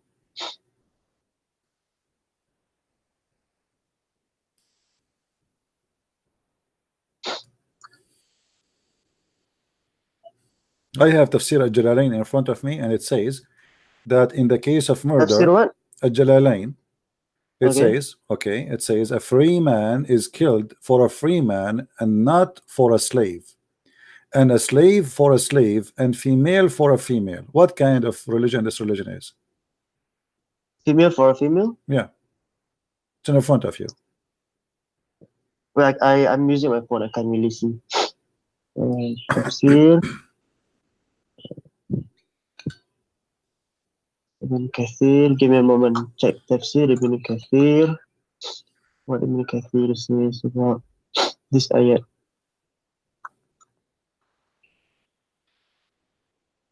And by the way, you Muslim today, you don't follow this because everybody start laughing at Muhammad. So the Muslim, they change it. So now they don't follow this verse. This is abrogated.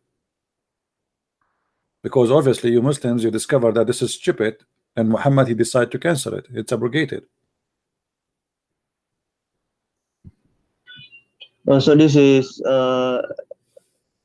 mansukh already. Is it this ayat? Yeah, why it's mansukh? Because it's stupid. Otherwise, if you are following eye for an eye until now, and you are the one who told me that, then why you abrogate this one? What is the purpose? Where do you get this abrogated idea from? I mean, this well, this in verse, the in the Jalalain itself, they say the Sunnah make it clear. Make it clear what? This is against the verse. The verse says female for the female.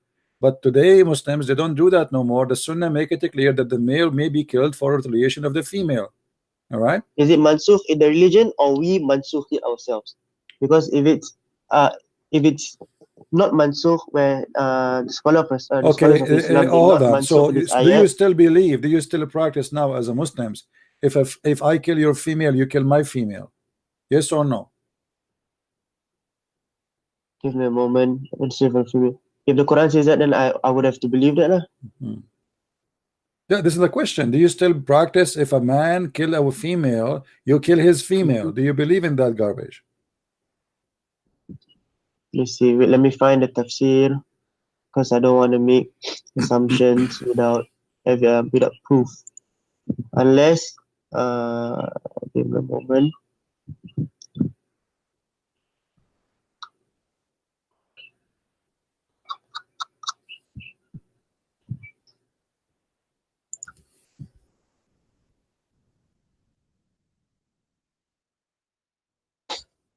I believe there's a lot of difficulties beyond into you, the fee for the free, therefore do not emphasize.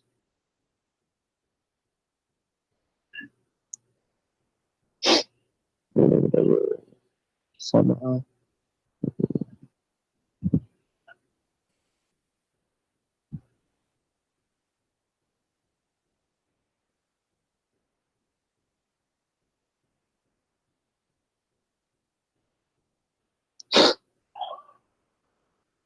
Has a remedy.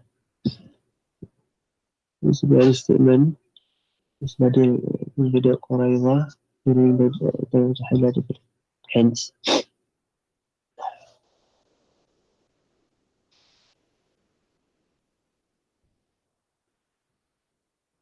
Oh, this was during the Qurayza war. Okay, my friend, I will give you 10 years to find an answer. I'm not going to stay all night with you waiting for you to find something. Who is a Muslim when I call me? Who is Allah? Until now, not a single Muslim knows what Allah. Are we going to stay until tomorrow to tell me what you want to say? Hello? Yeah. You cut me off just now? Well, you know, you have nothing. You are searching and looking, and you know it's going to take you forever. The verse in front of you, it's very clear. Female for the female, slave for the slave, and the free for the free, the white for the white, the black for the black, and women for the women. This is stupid. So what kind of God? What kind of your God is the Lord? Your God, my friend, your God is the Lord of the world. You told me, but your God is the Lord of his stupidity. What kind of Lord he say that? How God, your God, you know, do your God present wisdom or stupidity? Do your God present wisdom or stupidity? Wisdom. But I just found out. Can you show me something wise in the Quran? Can you show me something wise in the Quran? The free for the free, the slave. Can you show me something wise in the Quran? You see, forget about this. Forget about it. It's clear that this is stupid. Can you show me something wise in the Quran? The ayah that you just said, the free for the free, the slave for the slave, the female for the female, was abrogated. Yeah, that's mean your God is stupid, because later he found out that this is stupid. Otherwise, why he abrogate his own word? If he make a law, listen, no, we know why. You see, I can understand that a prophet before Muhammad, he sent 500 years ago, something doesn't fit for today, so we get abrogation. So that is acceptable. But the same prophet, the same man, this is about the case of murder. This is not, nothing will change. Murder is a murder. Nothing will change. It's not about fashion, it's not about the clothes, it's not about marriage, it's not about the family, it's about the murder. And the murder and the murder is a murder. So what kind of justice? What kind of justice? You know, when you take your law down, it's mean Ali says that this ayat, the free for the free, the slave for the slave, the free, is abrogated. Abrogated, thank you. Why your God he changed his mind? He found himself wrong? No, Allah doesn't change. So why he did change it? Why he gave a law and why he did not keep it then? Because simply it is stupid. Give me, this is give what me, he okay, give me says. the reason. And Give me of the, course, okay, give me the reason. Let us not to talk over each other. I'm listening to you. Give me the reason Allah he changed his mind. there's wisdom. Okay, there's a few wisdom behind Nas and Mansukh. Allah. No. Give me this one. This one. Why he changed his mind about this one? Don't give me a speech. Why Allah changed his mind about this one? If this is not wrong. Well, in the beginning, it says the free for the free, the slave for the slave, and the female for the female. That was during the war. But then What war? What war? Are you Surah stupid or what? Are you and there stupid was or what? No, this Surah, is about the war. and Shut up. then Shut up. This Surah, is not about the and war. Surah This is Ma'idah about was qasas, you revealed idiot when donkey. his life or life. Stop talking. This is not about war. Don't lie. This is about individual. This is about crimes. Stop lying. No, I'm not lying. This is about It's about murder. this It's surah about was murder. Stupid during the liar. war Where you from get this is about war? This is about a from murder. Nadir. Individual. Okay, the Shut person up. from Don't Qurayza. call me again. If you give me a headache. Either you show me what you are saying. Show me where this is about war. Otherwise, shut up. This is, it says it clearly. This is in the case of murder, not in the case of war. You idiot. War is not a murder. War is a war. Murder is one individual murdering someone else. How do I share my one? This is during the. Let me read to you the reason why this verse was revealed. You know, does it say in the Quran in the case of murder? Yes or no? Behind this statement does it is say that the Jewish Banu an-Nadir invaded Qurayza during the time of Jahiliyyah before Islam and defeated them, and hence they made it a law that when a person from Nadir kills a person from Qurayza, he is not killed in retaliation but only pays 100 wasq in dates. However, when a person from Qurayza kills another man, he will be killed for him if Nadir wanted. This is the story behind this.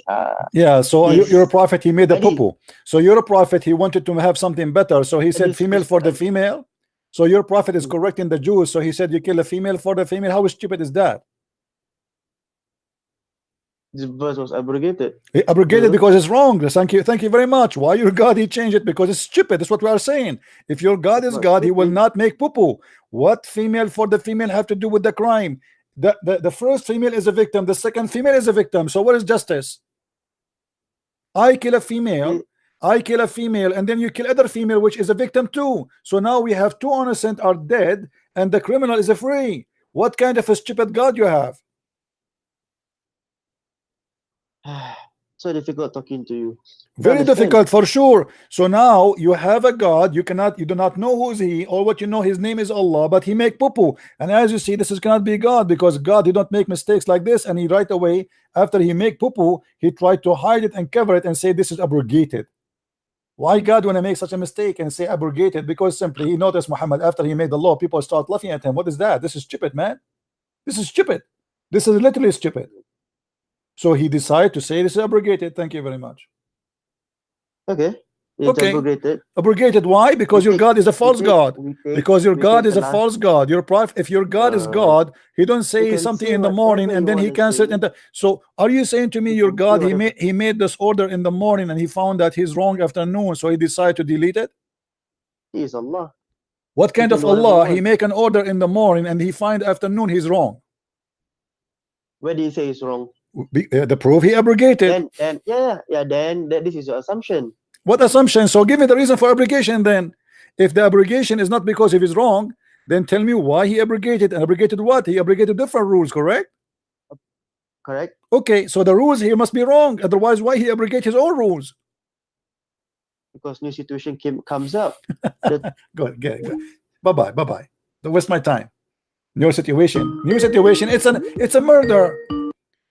What a new situation? It's a murder. The murder is still a murder. What situation? You cut me off again. The murder is a murder. Nothing changed. What a new situation.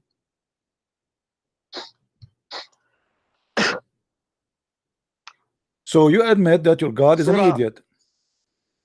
Now let me ask you. Okay, is your God is all knowing? Alhamdulillah, yes. Okay. Did your God he entrusted the Jews to protect the book? The book? Yeah. The Torah? What do you think? What is the book of the Jews? No, I need to follow you. I'm asking you, according to your religion, your God only mentioned the book of the Torah or the book of the Jews. Book of Torah. Continue. So now, did your God ask the Jews to protect the Torah?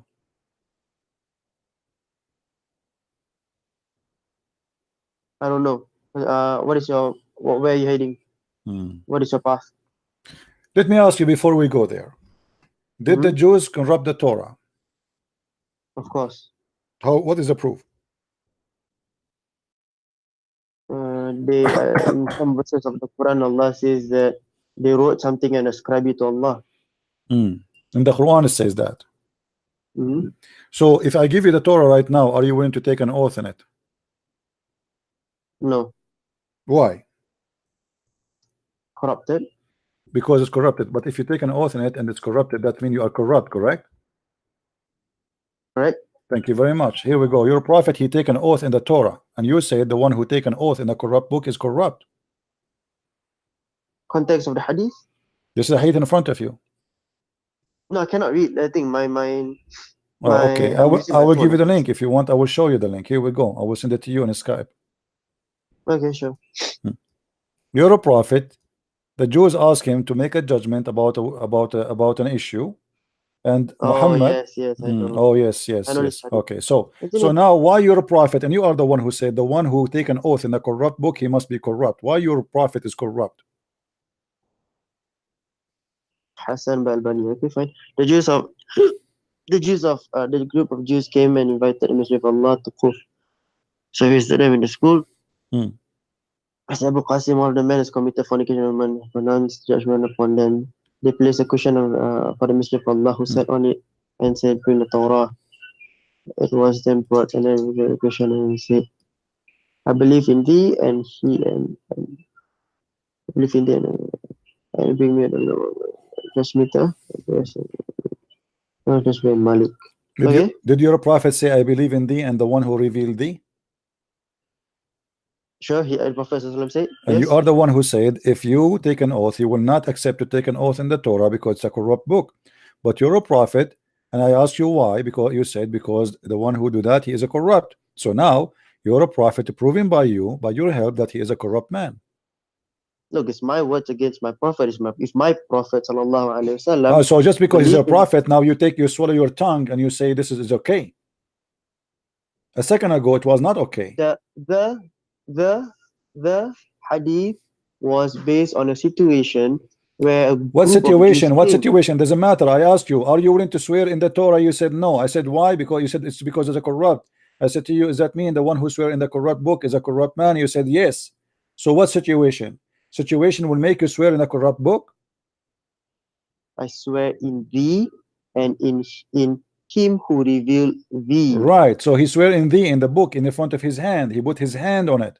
He would draw the cushion from beneath and place the Torah, and he said, I believe in thee, speaking to the Torah and the one who revealed thee. So how he swear by a book which is corrupt?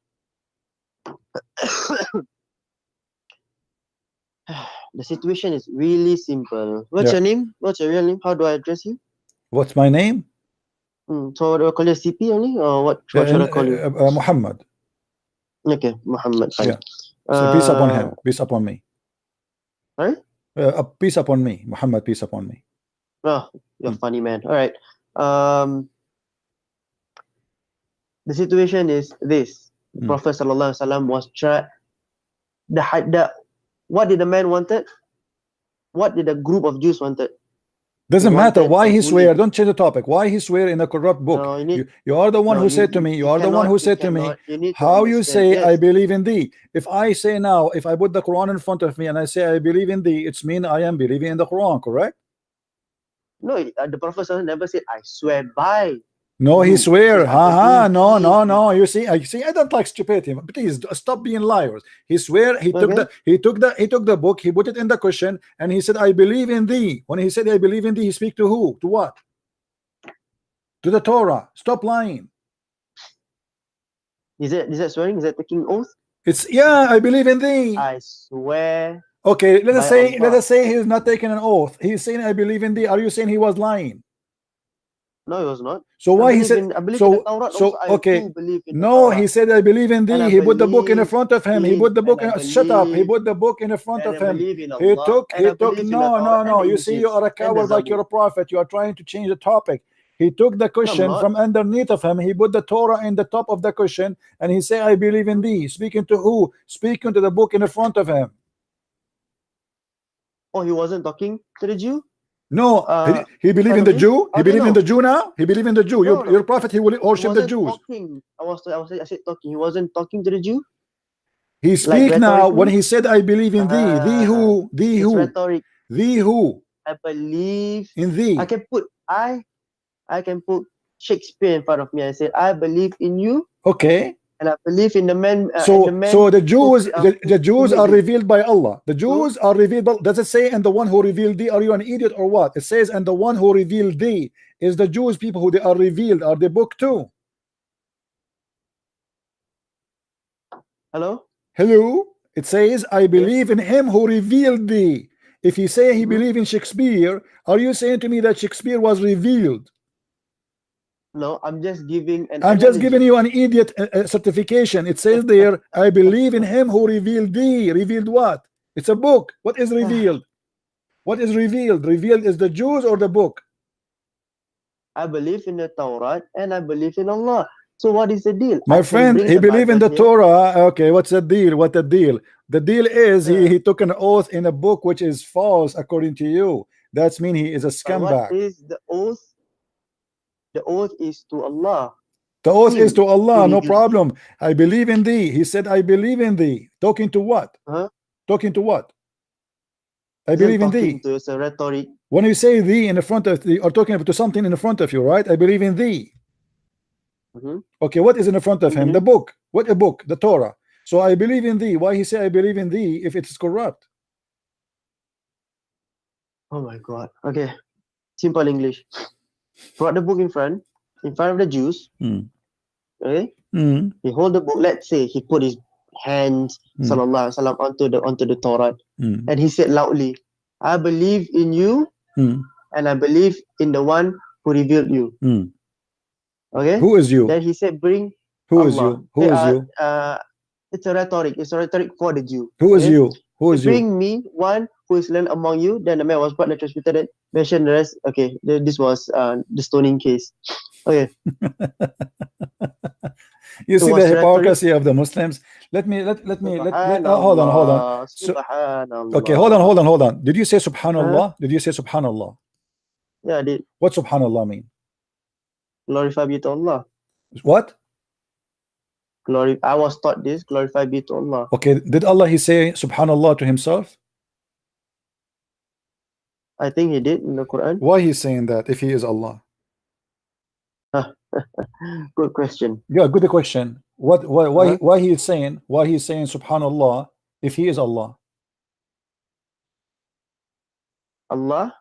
Yeah, why Allah he say subhanallah? Everything. Why Allah he say subhanallah? Everything. He can reveal the book in any fashion he wishes. My friend, this is another question. Why Allah he say, say why Allah says praise be to Allah if he is the one who's talking, if he is Allah? Who is the one saying praise be to Allah? All of this subhanallah. Look how many verses. Why Allah saying subhanallah? Man says, why not? Why he's saying subhanallah? Who is the one who's talking? Why not? Allah is talking. Okay, in chapter 37, verse number 180, he says subhan to your Lord. Who is the one who's talking? Sorry, chapter what? Glory to the Lord. Glory to the Lord. Glory to the Lord. Okay, glory to the Lord. Who is the one who's talking? Allah is talking. To who? To the Lord. No. To who? Subhanallah. Okay. My Allah friend, how Allah and how Allah he says glory to the Lord of honor and power, and then after that he said, and the praise be to Allah. Allah says a praise be to Allah and praise be to Allah. How this happened? Okay. Allah can say anything. The Prophet sallallahu alaihi wasallam, when he okay, prayed, he said, okay, hold on. Ashhadu anna Muhammad Rasulullah. Okay. Did your God Allah say shahada? Did your God Allah say that there's no messenger but Muhammad and there's no God but Allah? Allah did say in Vogel surah. Hmm. But Allah did say. Did your prophet convert to Islam? Did your God convert to Islam? Sorry? Did your God convert to Islam? Oh my! I saw this. I saw this coming. Yeah, you saw it coming. Did your God convert to Go Islam? ahead. Did your God convert to Islam? Allah doesn't need to convert. What do you mean? So why in the Quran it says Shahid Allahu, Allah he witnessed? What do you mean he did not convert? No, he did. Okay. Do you want me to So? show you that your God he what's the convert? point? Do you want me to show you that your God is saying Shahada and he convert to Islam? Here we go. Chapter 3, verse number 18. He said there's no God but he who. Wait, chapter 3:18. There's no God but he. Allah saying there's no God but he. Speaking about which God?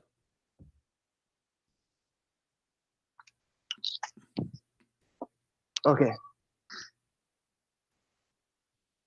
Allah, I mean, I'll just simplify things for you so you understand even more. Okay? Allah, He is the Lord of the world. He can say whatever he wants. He can say whatever he wants. He do poo as much he want. He can do poo as we get that. He can do poo. Now, why Allah, if he is the one who's talking, he says there's no God but he? Why he don't say there's no God but me? Why not? He who?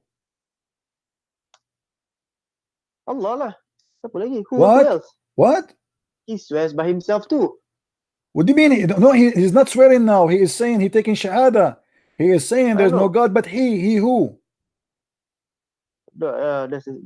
This give me a moment. Let's find. No, isn't this the same take we say about your Bible? But anyways, I don't want to get into the Bible. I don't really care. Bible. Okay, why Allah saying there's no God but he if he is the one who's talking? Why not? What do you mean? No, what's wrong with that? What do you mean? No, what do you mean it's wrong? If I am talking, I will say it's me. I don't say you are talking, but I don't keep saying it is he unless it is he. Do your God he suffer from shafranidza, which means he think he's many person? If your God, you keep saying to us, you Muslim, you keep saying to us Allah is one, but the guy he keeps saying it is he, it is he, it is he, it is he. So who is the other person speaking? Is Allah one person or two person? Allah also said we. So what is your point? Okay, when he say we asked you why. You say he is trying to make himself majesty, correct? I mean, that is what I heard and what I learned. Okay, correct? So now he is saying it is he. He don't want to be majestic more. Why he is saying it is he? Give me the logic. No, why not? That's why. I'm asking you why. Why yes? Why he say it is he when he is the one is he? Why not? No, the same. Okay, let us make it clear. Let us make it clear.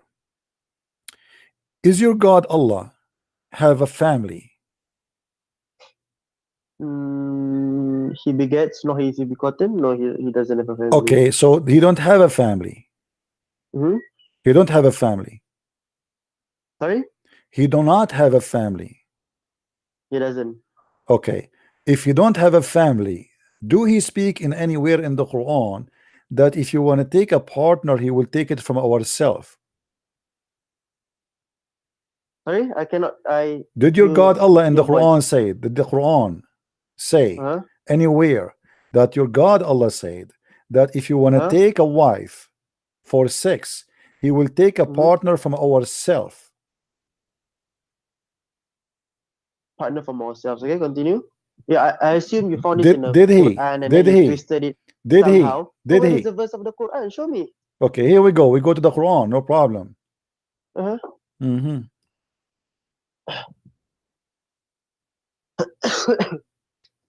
shit, my phone.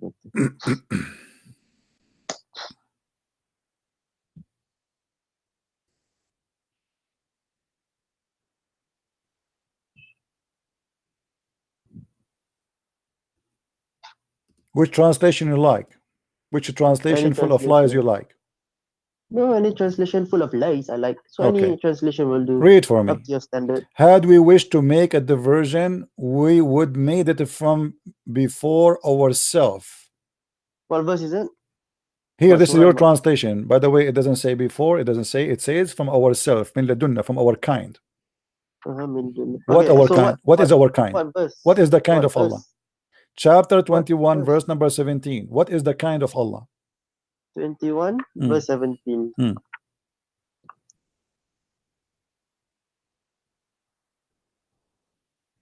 Al-Anbiya, chapter 7.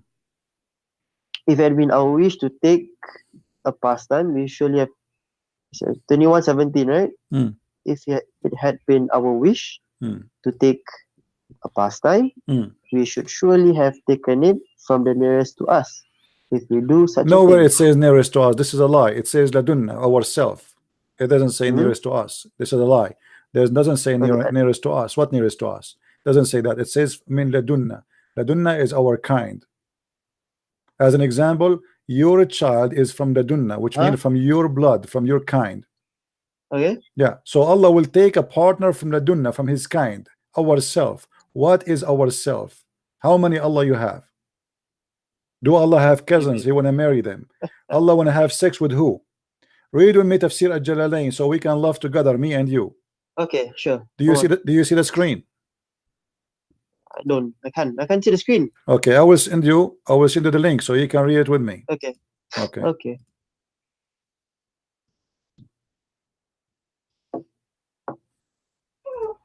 Open the link. Give me a moment. Okay, found it. It says, had we desire to find some diversion in which provide diversion in the way of a partner, which mean a female, or a child, or a son, we could found it with ourself from among the beautiful eyed houris or the angels. Oh wait, Tafsir. Well, let me open it. How that can be true? Again, repeat what you just said. Had we desired to find some diversion that which provides diversion in the way of a partner or a child, we would find it without us.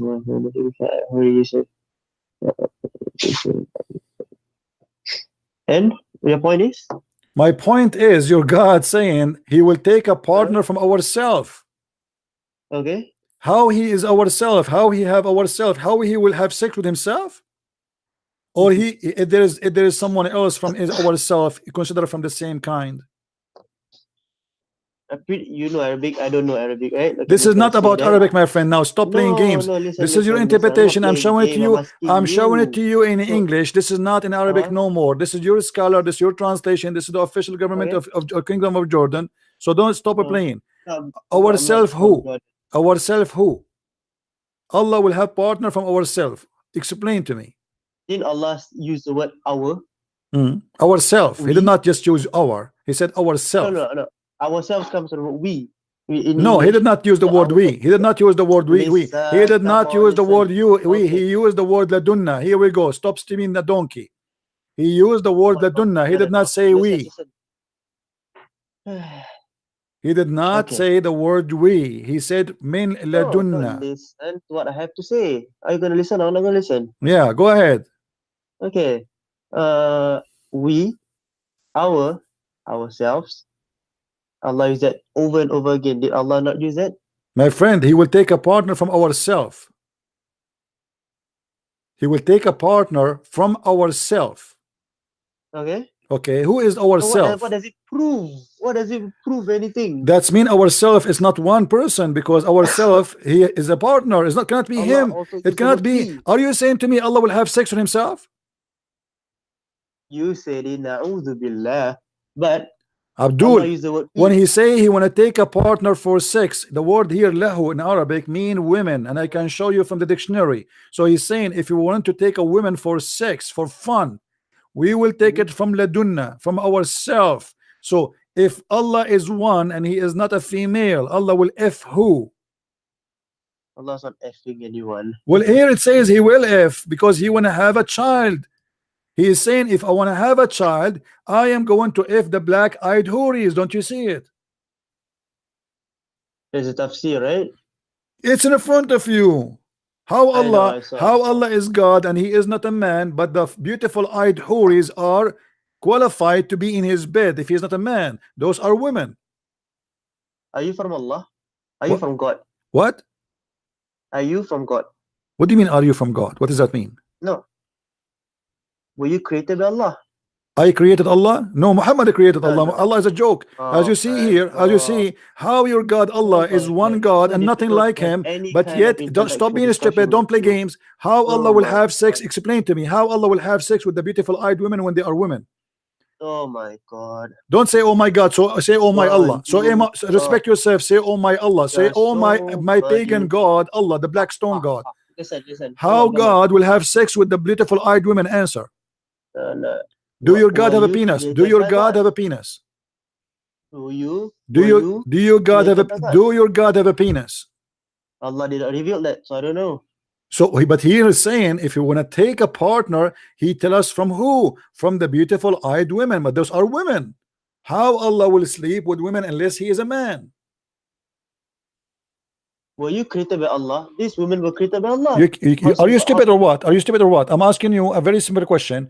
How Allah will sleep with women if they are women? He is not man. Is he a man? He's not a man. Okay. How he is going to have sexual relationship to make them pregnant to give him a child unless he himself is a man like them? Let me read so I can think about how you squeeze it. manipulate how you manipulate these words. SubhanAllah. It's so easy. It's over here. Yeah, it's so easy. Had we desired to find some diversion, that we provide diversion in the way of a partner or a child, we would found it with ourselves. We would have found it with ourselves from among the beautiful eyed puris or angels were we to do so. But we did not do so, thus we never desired it. So, what is your point? The point is your God saying if you want to have sex, he will F the houris or the angels. But we did not do so. But if he desire, he will do it. That's possible. If he desire, he will do it. He told us exactly. You see, your God, he told us what kind of cup of tea he liked to have sex with.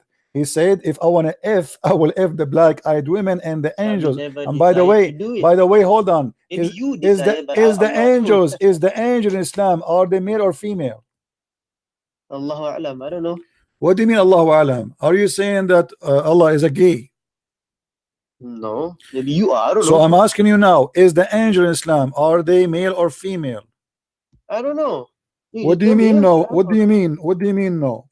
Isn't it the Quran say what isn't it the Quran speak about that? What how much you know about your religion? No, I know quite a few things from my religion. In chapter 37, verse number 150, shut up. In chapter 37, shut up. It show you that how ignorant you are. In chapter 37, verse 150 says that the angels are not females. So how Allah is going to if the angels if the angels are not females? Oh gosh. 37 what? There's many verses you can go, chapter 37 verse 150 sorry, chapter 43 verse number 19. How Allah will if the angels are male? What's wrong with your God? What's wrong with your God? He says there, it says if you want to take a partner, we will if either the black-eyed women. My friend, but this is possible. He says if I want to do it, I will do it with this or that. So look what it says. Look what it says. Laugh with me, everybody. Look how stupid this religion is. And they made the angels, them who are servant of the beneficent Allah, females. So the pagans, they made the angels females, but they are not. So as long they are not females, and your God Allah agree that they are not females, how here he say if he wish to have sex, he will have sex with the houris or the angels? Your God Allah is a gay, my friend. What don't you understand? Allah did not Isn't it him? we Okay, did not hold on, do- hold on, hold on. we did If not somebody, do so.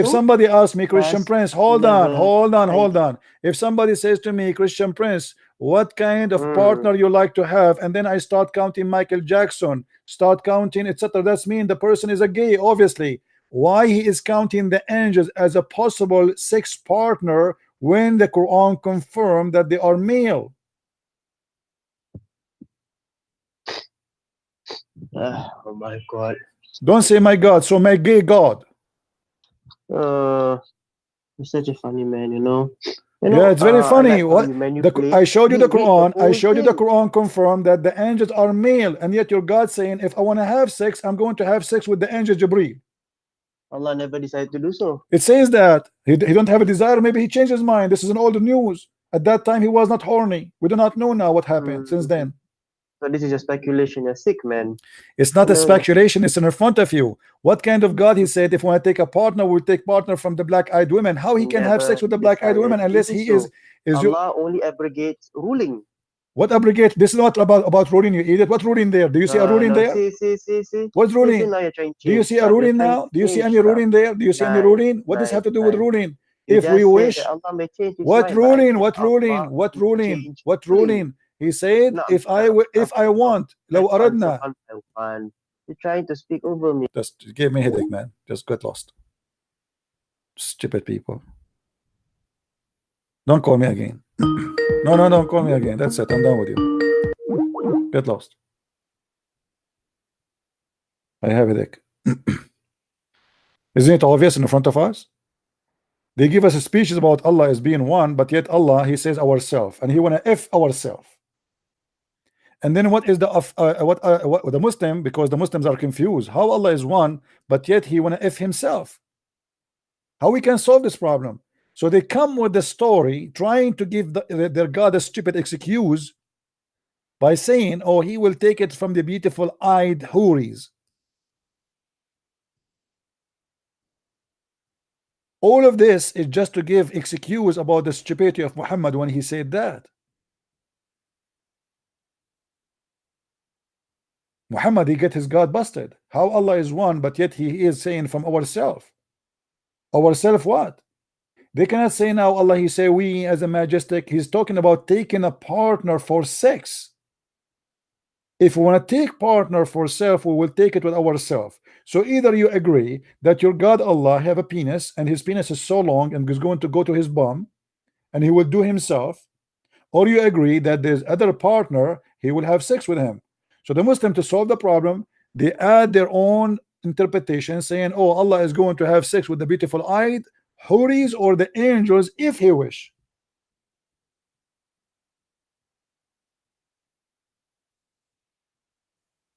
The interpretation is just a solution for the problem. Otherwise, where does scholar he get this from? He's just trying to find out how we can solve this issue. Allah will take a partner from ourselves. Partner is not about glory to us, as before they say to us, he say us like his majestic. This is about taking a partner for sex. And the word here in Arabic, lahwan, specifically is a female. Lahwan is a word meaning female in the Arab dialect, which means fun, which means is an insult to women. Women are not a partner, women are fun. It's just for sex, just for one night stand. So if we want to take a partner for sex, lahwan, for fun, we will take it from ourselves. And that's mean there's many of ourselves. It cannot be two. It have to be three and more. Because when you say ourself, it cannot be two. You say from our both. Ourself, it's mean many. How many we do not know? 3, 4, 10, 100, 1 million, we do not know.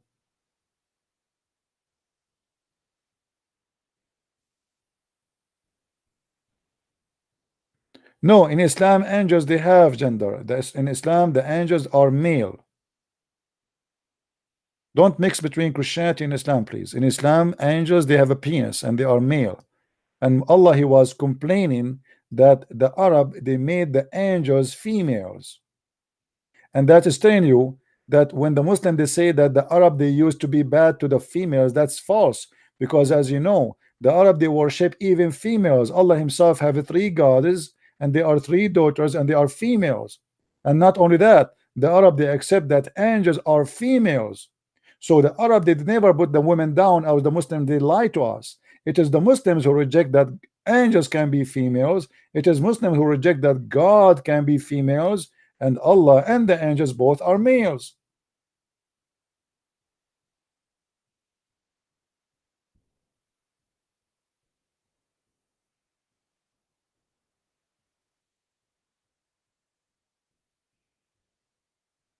And ya Abdul, yeah, Allah, he have a 2 personality. He think he is many. He's the same as the guy in the movie. It's called The Perfect Host. I advise you to watch that movie, The Perfect Host. Let me search for the movie for you, so you can, you know, I cannot play it for you, but you know, we can, just to show you the name. This movie is perfectly describing the case of Muhammad.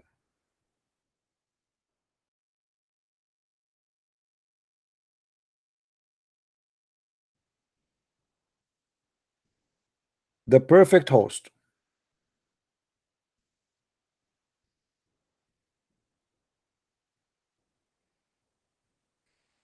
Do you see it?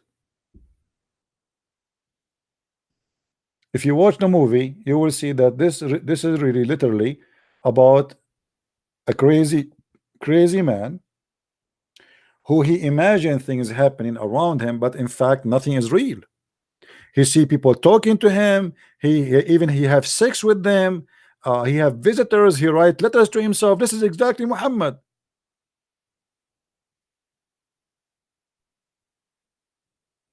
This is why I advise you, actually, if you want to understand the nature of Islam and the founder of Islam, Muhammad, watch this movie. But just be careful. There's a sexual scene in this movie, but it's a crazy movie about a sick man who he write even postcard to himself from his girlfriend. So what happened? There's a guy who supposedly he commit a robbery and he want to escape. So he is looking for a house to get in, like a rich area. They have villas. So he asked, he start looking around to get in. Nobody will get him in. So later, you know, in the movie, he found like a mailbox and he found some letters outside. So he opened them and he found a letter coming from a girlfriend to her boyfriend, and he thought, oh, now I will get in and I will claim that I am the friend of this girlfriend to this guy. But what he do not know, that this guy, he is a mentally ill, and he is the one who is writing the postcard to himself.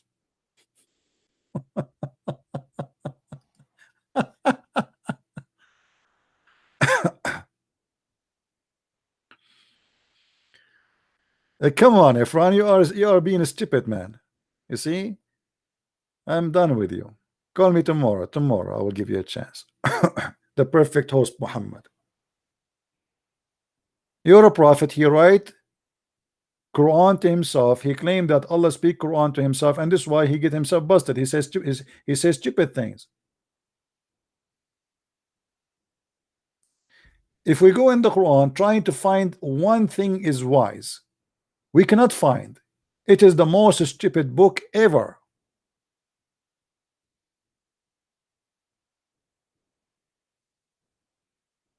The funny, as an example, just to show you the stupidity of your prophet. Look what your God is complaining about. He is saying to the disbelievers, what? What's wrong with you? Do you think Allah, he will take for himself females and he will give you the males? So Allah is speaking of a logic of a Bedouin Arab man. Hello? Do you think that me, Allah, will accept that all my kids are females and you have the boys? This is how God he talk. This is how God he talk. Like, what's wrong with you? Huh? For you the boys and for me the females? In different verse, actually, he said this is unjust division. Allah is crying out, saying this is not right. You take the male, the male for you as boys, and you give me the females.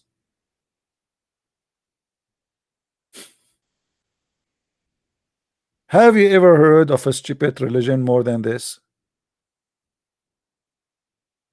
How this can be from God?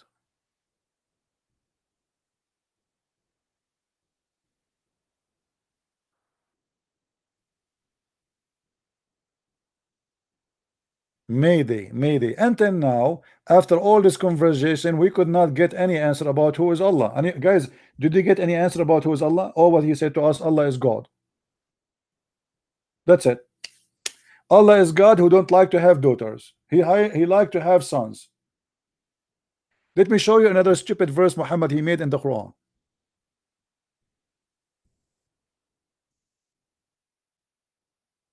Allah want to explain why he don't have a son. Why? Well, his story is the same as a Christian prince. He don't have a girlfriend. As simple as that. Have you ever heard of such a stupidity? How Allah can have a son if you don't have a girlfriend? Why the Christians they believe that God he have a girlfriend, her name is Mary, and they have a son, his name is Jesus? Is that what the Christians believe?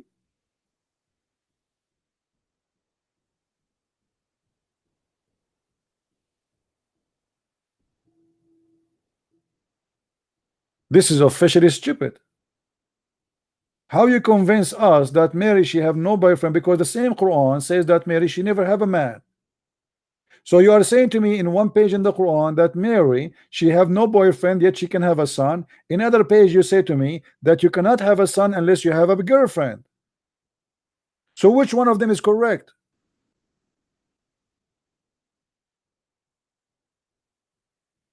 This is a chapter 6 verse number 101. And but the funny, this verse in the chapter of the animals, and al-an'am mean the animals. I mean, have you ever heard of God he described what happened to him in the chapter of the animals?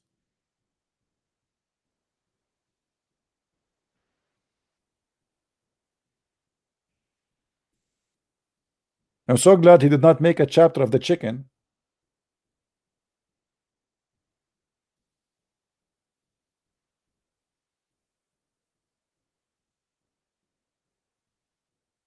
Any Muslim? This is a chapter 6 verse 101.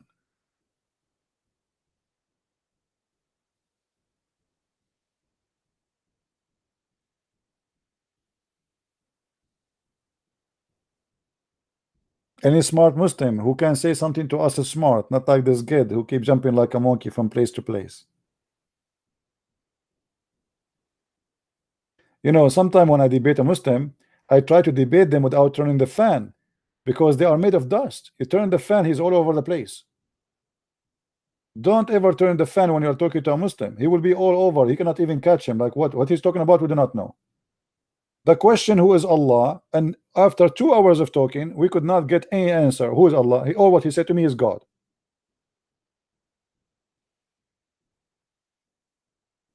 There was a Muslim, he want to cheat in the exam, so he write the cheating in the fan, on the fan, you know, like wings, when the fan was off. So when the teacher came, he turned the fan on. So what the Muslim guy he was doing, he was moving his head with the fan. I mean, this is how smart they are. Don't turn the fan on. He will make you dizzy, and he will get dizzy.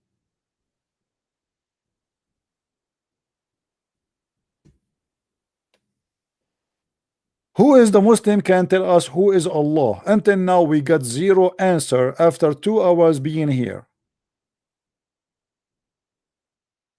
Zero answer. Who is Allah? Or what you know that he is God? That's it. Well, nice to meet you.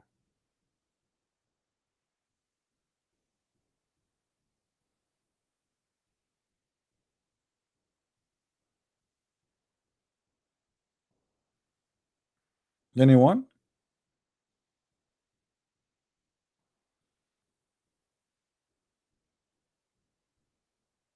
So all this noise about worshiping God, and God is the only God, and nice to meet you, God, and God is amazing God, but yet you do not know who is your God.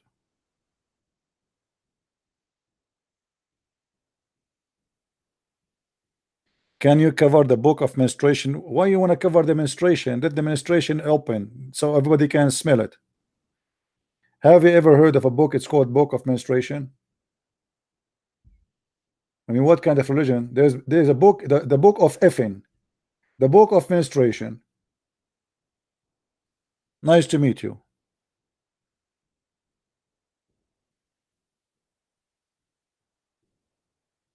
Any Abdul can tell us who is Allah.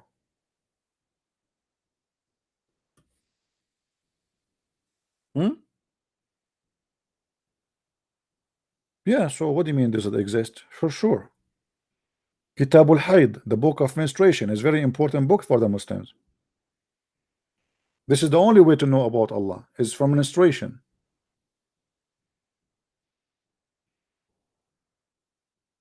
Aisha, she have a lot of scandals there. The Prophet, he used to embrace me, just to make it simple, by the way. Muhammad, he told the Muslim, don't do anything to your wife when they have their period. But look what the idiot is doing. He ordered his wife to put izar. Izar is a piece of fabric. She put it in her private part when she is bleeding. And he fondled her. What kind of a prophet this prophet is? This guy, he have many wives. I mean, why you are going to sleep with the one she have a period? Go to the other one. You have 13 women and many sex slaves.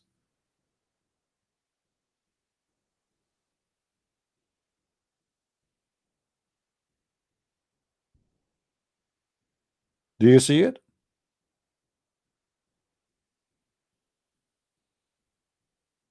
And Aisha, you know, she is a CNN. Hello, everybody. The Prophet used to order me to put a sheet between my legs, and the blood is dripping and coming. And actually, there's a hadith that says even the Prophet's clothes was full of blood too.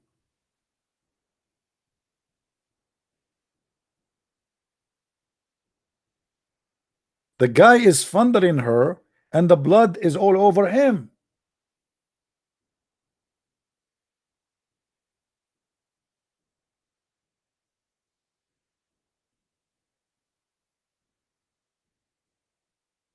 Look, all those stories.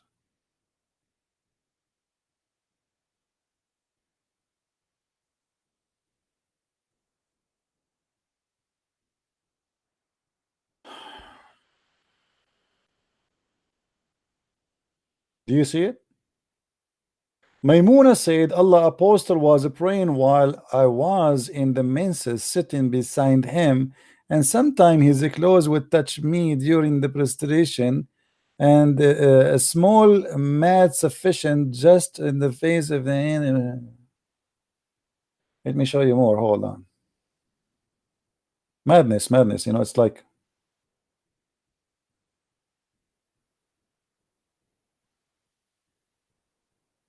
all of this is about menstruation. All of this about say about women having blood. All those stories. Look, all. You know. Read this one. Let us see this one. Hold on. Okay, read this one. Narrated Aisha, she said, I and the messenger of Allah, SAWSMFMMOM Mercedes, used to pass the night in one piece of a cloth on me. What? While I menstruated profusely. I don't know how to say this word. I don't know. Forgive me, guys. My English is funny, like Zakir Naik. If anything from me, i.e., blood, smeared him, i.e., his body, he would wash that spot and would not exceed it.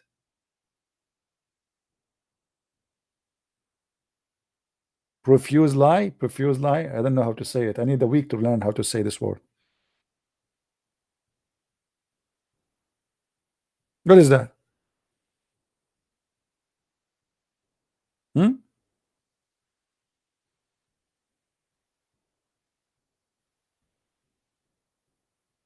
I and the Messenger of Allah used to lie in one cloth at night. In one cloth?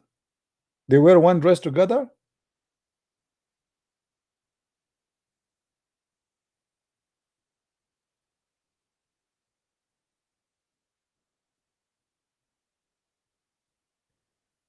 Come on, let me, guys, forget about the word. Let me say Bruce Lee. Bruce Lee is easy.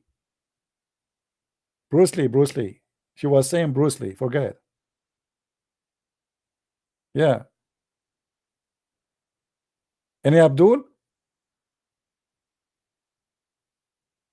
And not only, I mean, the wives of Muhammad, they are really a scandal station.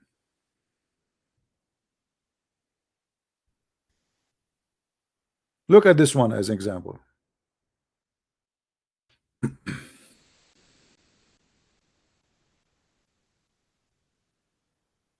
Read this one. One of the wives of Allah apostle practiced itikaf with him while she had a bleeding in between her period, and she would see red blood or yellowish traces, and sometime we put a tree beneath her when she offered the prayer.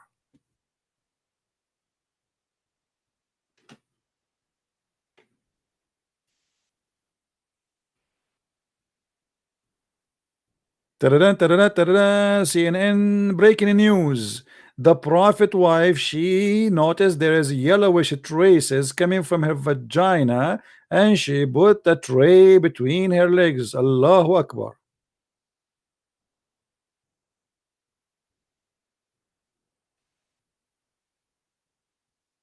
What is that? They are so good telling us about the vagina of the prophet, but nobody can tell us who is Allah.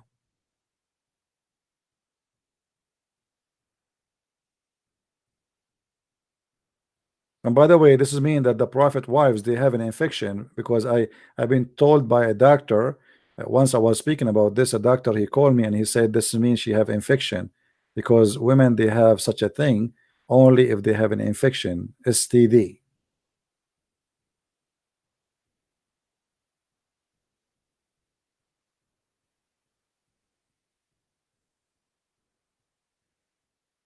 Any Muslim?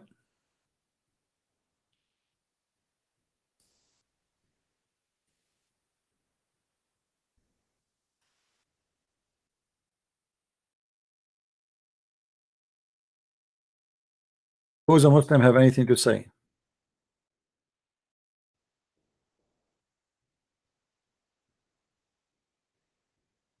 So as you notice, guys, not a single Muslim can tell us who is Allah. All what they know about their funny God, that he is God. Anything else? No. He is a shin, he have a leg, he have a face, he have two hands in the right side, and that's all what we know. Thank you very much. Anyone is willing to follow such an ignorant God who do not know anything about him, and he says stupid things, like the women have a sperm coming from their ribs, and the man have a sperm coming from his backbone, and the baby was a sperm and then became a piece of a chewing bite, and then we made him bones, and then we closed the bones with meat.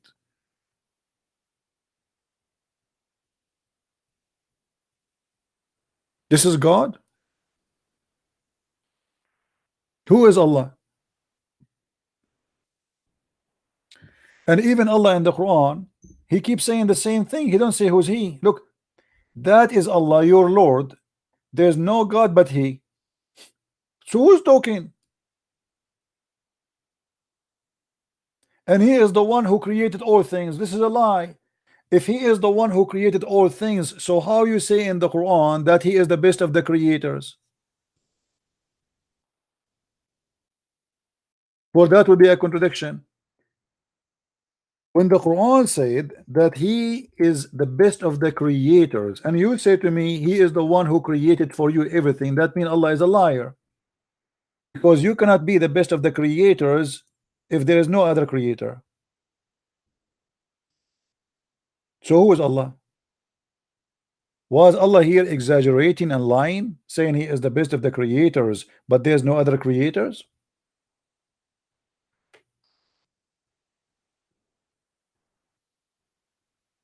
When I say I am the best of mankind, that means there's mankind. If I am the only human, I cannot say I am the best of mankind. That would be stupid.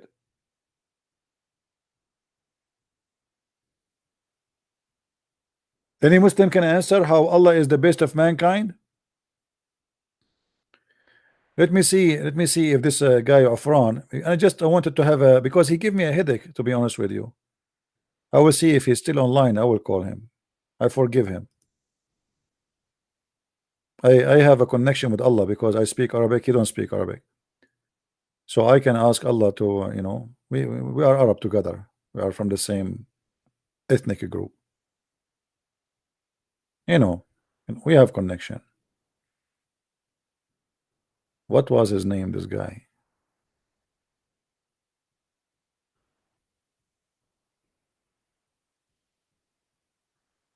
I cannot find his name. Here we go.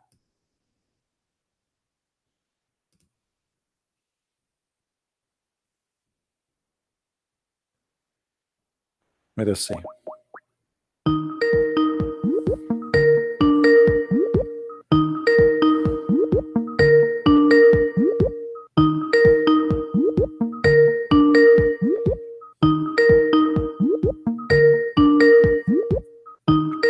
Answer, Rabbit, answer. He's not answering. The string is giving me a headache.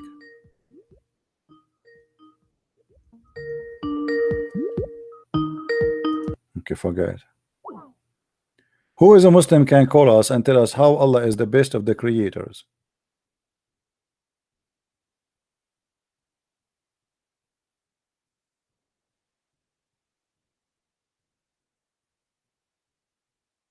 Anyone? Somebody just sent me a picture. I want to share it with you.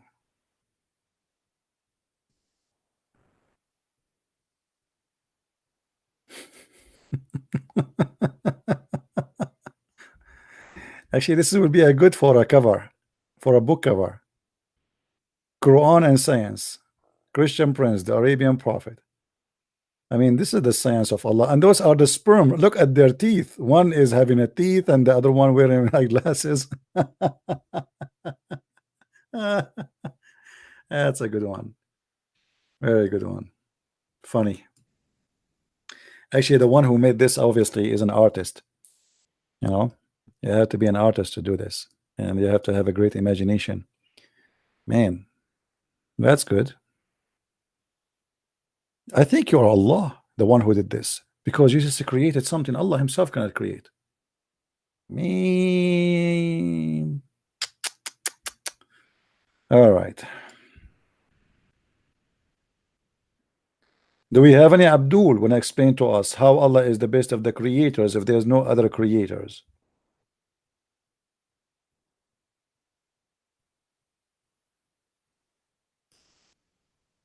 Anyone?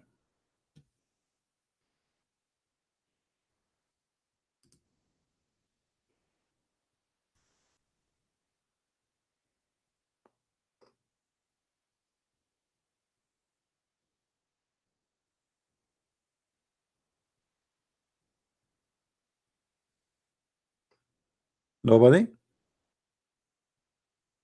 We are out of them.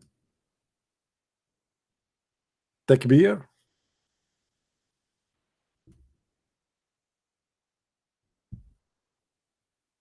Allah is the best of the creators.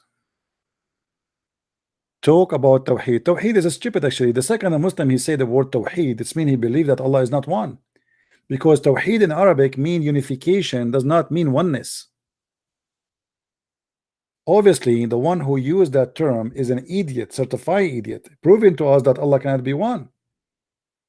You can ask anyone to make a sentence using the word Tawheed in Arabic. He will say, as an example, Tawheed al-Duwal al-Arabiyya, unify the Arabian states. This is what Tawheed mean. Tawheed does not mean oneness. Tawheed mean unification.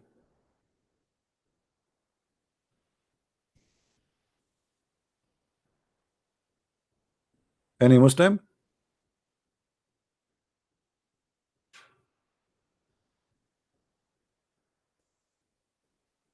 Nobody? Allah is the best of the creators. What was that, a false claim or a true claim?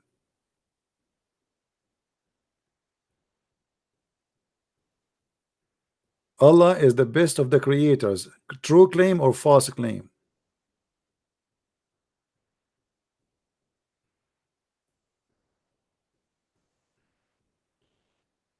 Maybe we have a Muslim.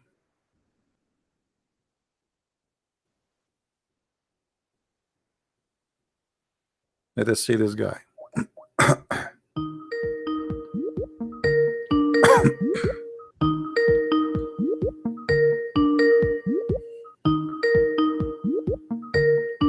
Answer me, Mr. Muslim. Hello? Oh, yeah. So you know, my friend, you are listening to us live on air? No.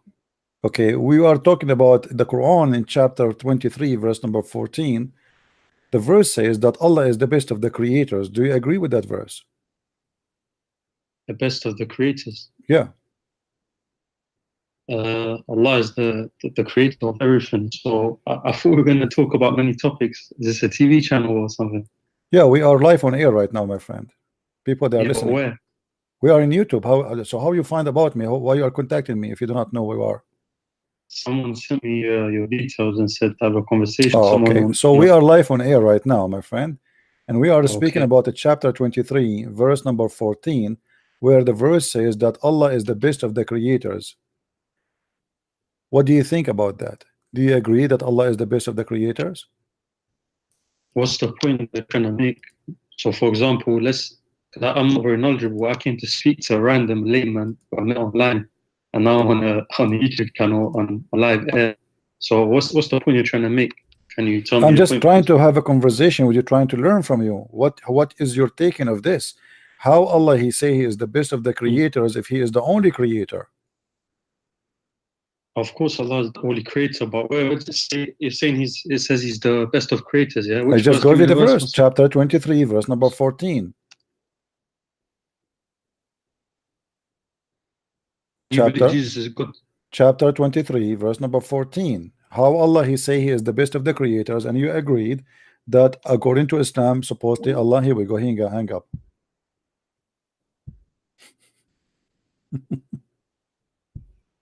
What a funny religion. What a funny, stupid religion. Allah is the best of the creators.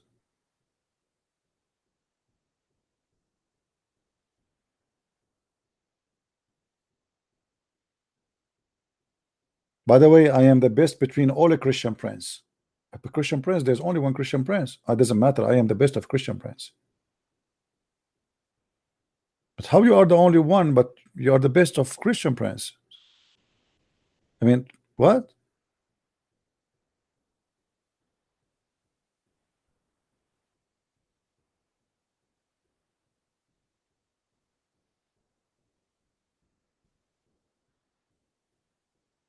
Anyone? This is a religion. Every verse you read it, you laugh. And look at this as an example. In the heaven, my friend, I have a good news for you. We are going to have a grape and palm trees, and you will eat from it.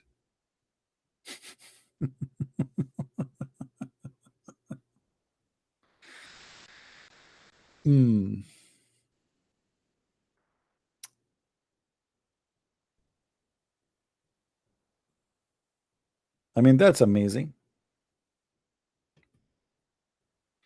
That is something special, actually. Right?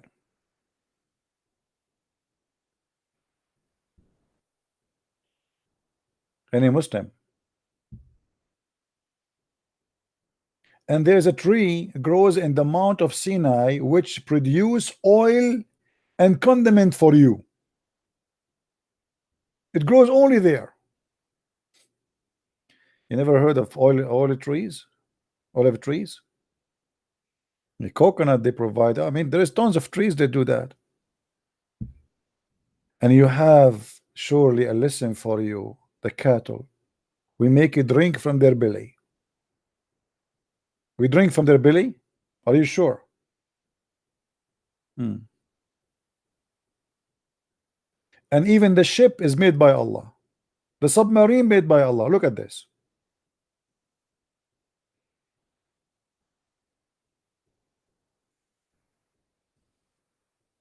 Any Abdul in the bushes.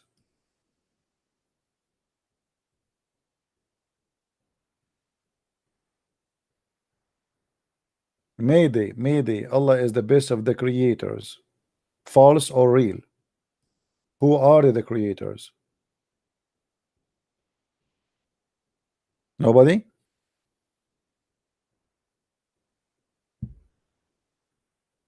All right. Don't forget to watch, guys, the video I made a few hours ago. We have 2 videos today. I mean, I know they are long, it became too long. I mean, but those who have time, they can watch them and they can learn a lot from them. But as you see, Islam is a stupid religion, and Muslims do not know who is their God. They keep bragging about this God, Allah, Allah. The second you ask him who is he, oh, what they say to you is God. Who is he? Muhammad never saw him, never spoke to him, never met him. How you know that he saw God or he spoke to God? He never spoke to God. Even you Muslim confirm that. The guy who is teaching you about God, he himself, he never met the God.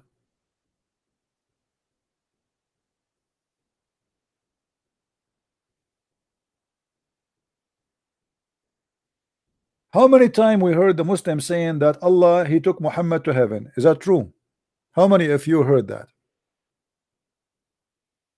All the time, right? But not even a single verse in the Quran saying that. How such a thing is not in the Quran? The Quran is saying that Allah, he took Muhammad to the farther mosque. That's it. And that's supposedly in Jerusalem according to Muslims. Nowhere it says he took him to the heaven. How such an incident is not in the Quran? Which one is more important, Sulaiman and the bird who is missing and the ant who was talking to the ants, or Muhammad going to heaven to be mentioned?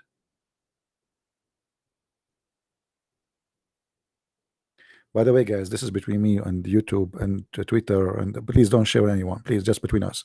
Yesterday I was sitting alone, and a very beautiful sexy donkey, very beautiful, very white, and she have a bracelet in her hands, and she was wearing like a very nice bra.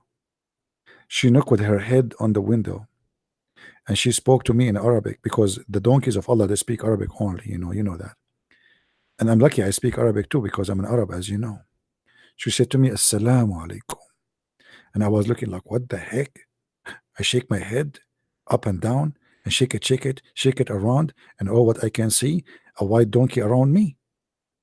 I turn my head up and down, turn it around, and all what I can see, a white donkey speaking to me. So I said to myself, oh Allah, what's happening? The donkey, she spoke to me in Arabic, and she said that she is the special limousine of Allah, and he sent her to me. I jumped, and the donkey started taking me from kingdom to a kingdom. The first kingdom I went to, it was Coca-Cola. In the kingdom of Coca-Cola, we open a Coca-Cola. They give me the angel day. They give me a Coca-Cola. I open it, and I found in the top it says La ilaha illallah. Then we went to the second kingdom, the kingdom of watermelon. The angel, he gave me a watermelon. We cut it off, and we found inside it says La ilaha illallah. We went to the third kingdom, is the kingdom of the goats, and they gave me a goat. In the skin of the goat, it says, there's a tattoo. It says La ilaha illallah. And to make the story short, brother, we keep going from kingdom to kingdom. Wherever we go, we find La ilaha illallah. Until we, somebody, he gave me a shoe. I flip the shoe, it says La ilaha illallah. At the end of the day, I really get dizzy, because wherever you go around you, you see La ilaha illallah. And then the donkey got tired. She told me she want to take a nap. The donkey, she took a nap, and I took that as an advantage for me so I can go around. I opened the door where we've been. This was in the 4th floor in the heaven of Allah. And guess what I found there? Big screen TV. And have a lot of versions. To be honest with you, they don't look like version at all. They look very expert and they knew what they are doing. And they start looking at me, saying to me, show me, answer me, silence me. And I was like, what? I saw this before. Where? I cannot remember where. I hold the remote control and I play again, replay. And then the version they said to me, show me, silence me, answer me. And I was saying, wow, is he one of them? He became a version? Or maybe they are a copy of each other. And anyway, to make the story short, this is a true story, by the way. I swear by Allah, it's a true story. I mean, how many of you here don't believe me? Come on, be honest with me. The second I say the Prophet said so, everybody will believe. I mean, look at the hypocrisy of the Muslims. Say any lie you want. As long as you say the Prophet said, everybody say sallallahu alaihi wasallam. Nobody would discuss with you, and nobody dare to say he did not say that.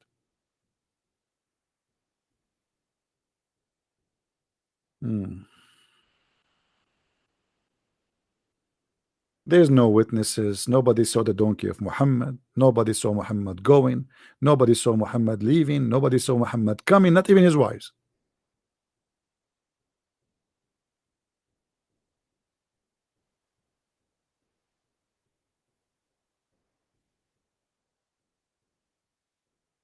Yeah, only 341 they like the video because my video is not really good. You know, by the way, Christian people, you need to tell them to do things in order to do it. Muslims, they watch a video, support Islam, right away they give like or share, etc. You don't even need to tell them.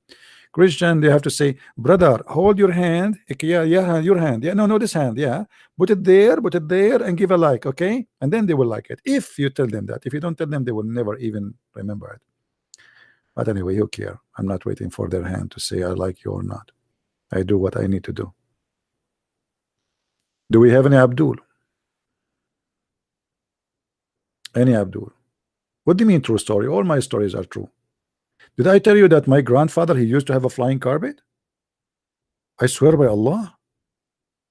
And his flying carpet can carry 600,000 chairs. Literally. I mean, and there's no gas. I mean, you see Allah, the beautiful thing about Allah, he is go green. He knew that oil and etc. will destroy the environment, brother. So he designed a flying carpet, does not need any oil.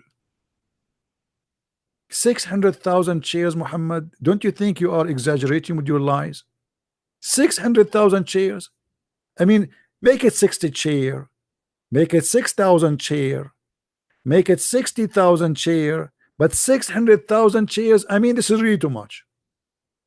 Oh, what about you make it like 599,000 chair? That is more acceptable. 600,000 chair, and not only that, this is only the chairs. In the top of that, all his animals, all his dogs, all his cows, all his horses, all his camels, all the whole kingdom is a flying. Any Muslim want to say to me I'm lying so I can show the reference?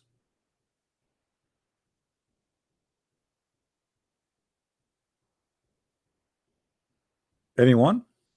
Any two? Any three? No?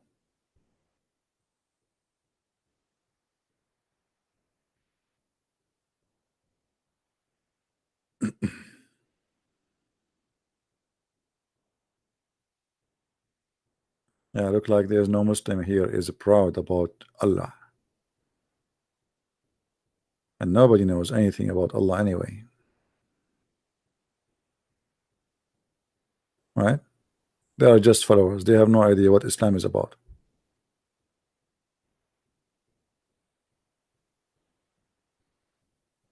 Anyone? Mayday. Al-Buraq the donkey of Muhammad, he was called Al-Buraq. The reason he was called Al-Buraq because supposedly he is very fast. Al-Buraq is coming from the word barq, from baraqa, like it's a lightning, thunder, you know. So Al-Buraq,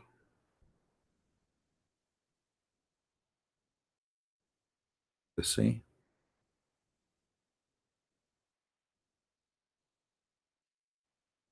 See it? From his father, that the Messenger of Allah said, when he reached Baytul Maqdis, Jibril pointed his finger, causing a crack in the rock, and he tied Al-Buraq. Look at this joke, guys. Hold on. Allah, he sent a donkey from the seven galaxy to Muhammad.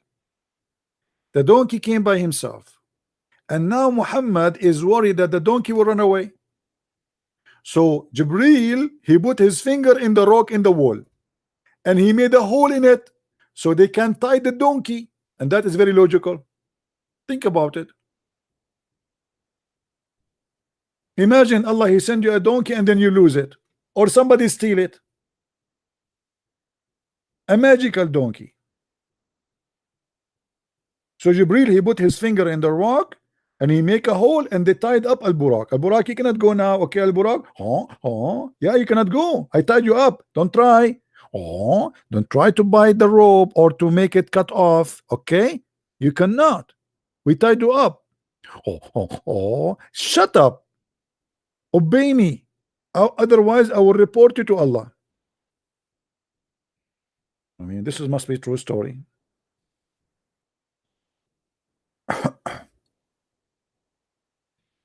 Any Abdul?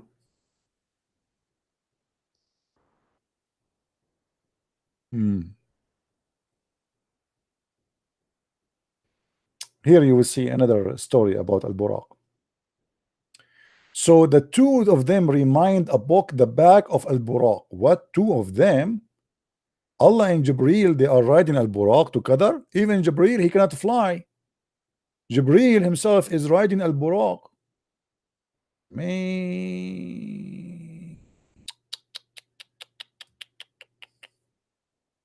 And they saw the paradise and the fire and all what has been prepared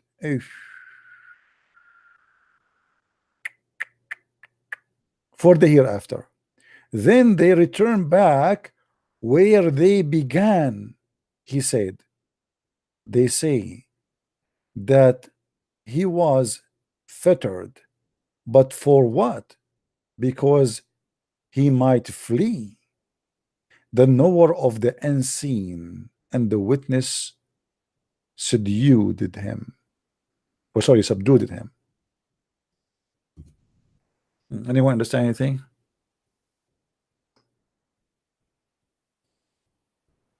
No, obviously here Jibril, maybe his wings were broken. This is why he's riding Al-Buraq. I'm guessing, you know. Because we Arab, by the way, we can fly too. You remember in 9/11? But we do not know how to do landing. Because we go to school to learn how to fly, but we don't know how to do landing, because this we don't care about landing. We know we want to fly and hit the building. So I think Jibril is the same case. So he know how to fly, but he don't know how to do landing. So he is using Al-Buraq so that for landing purpose. I mean, it's just a logical thing, you know. By the way, I want to join a school to learn how to fly, but not to how to land. I told them, they told me it costs you the tuition $300,000. I told them I will pay 150 because I want to learn only how to fly. I don't want to learn how to land. They said to me, why? I said, I'm an Arab. I said, oh, okay, that makes sense. No.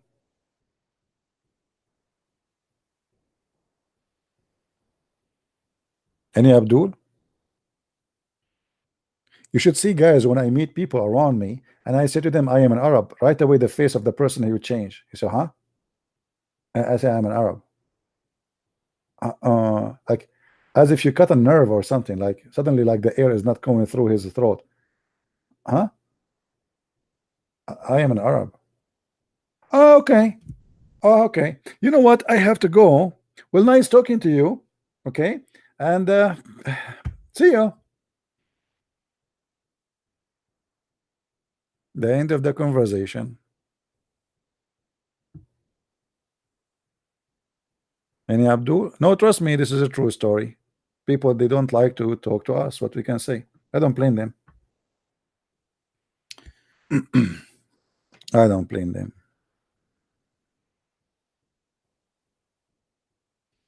Any Abdul?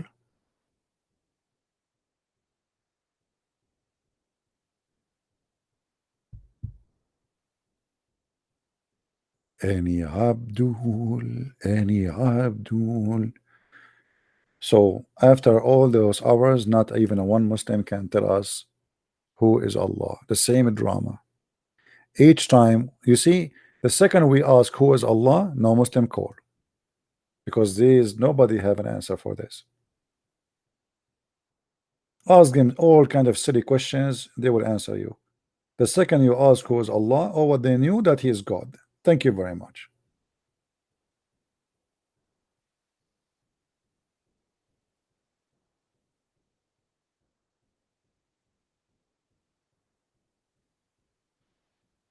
Yeah, do you love me? Do you? Do you? Do you love me? Do you? Do you? Do you hate me? Do you? Do you? Man, do you chase me? Do you? Do you? Don't say that to the FBI. And they will say, do you? La ilaha illallah Muhammadun Rasulullah. Look at the Muslim now. We're asking the Muslims who is Allah. He answers us, say Shahada. Pagans. Muslims are a pagan people who associate the name of a man, his name is Muhammad, with the name of their God. They cannot even say the name of their God without putting the name of a man with the name of their God, for they are pagan. مشركين. أيها المشرك الذي تسمي اسم محمد مع اسم ربك رب العالمين. My voice is like George Yunus. Who is George Yunus? Is he good? Don't say that. I think his voice is like mine. I don't like to be the same as I am the best of the creators, man. I am like Allah.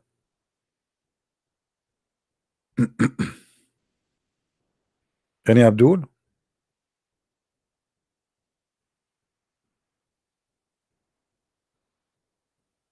Hello? Hello? It's me you're looking for. And we are asking for a question.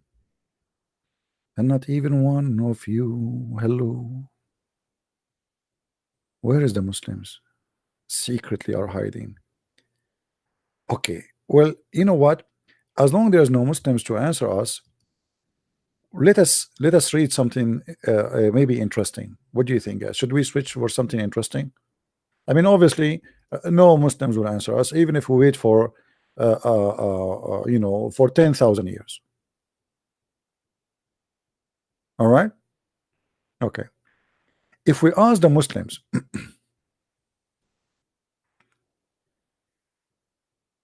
where is the sea? What the Muslims they will say?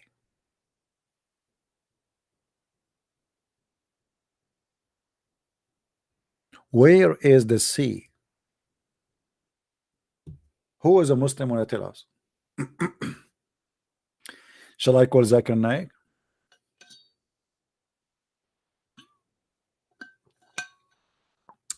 Let us finish. I mean, find the story first about the sea. You believe it or not, the Muslim they believe that in the heaven there's additional sea.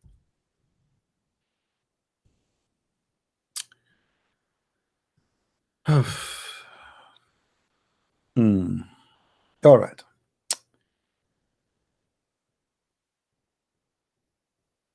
They said, do you know what is the distance between the heaven and the earth? They replied, we do not know.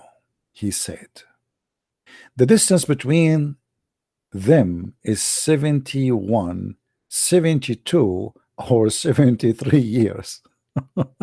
72 again and 72, 73. Okay. Which one of them is correct? 72 is, you're not sure? I mean, your God, Allah did not tell you exact number. You are not sure. 71, 72. Like, the inspiration is not clear, guys. The reception is not good. Hold on, hold on. Let me fix the inspiration, because I'm not receiving really a clear message. Hold on, please. 70 71 70 hold on, I'm trying to understand.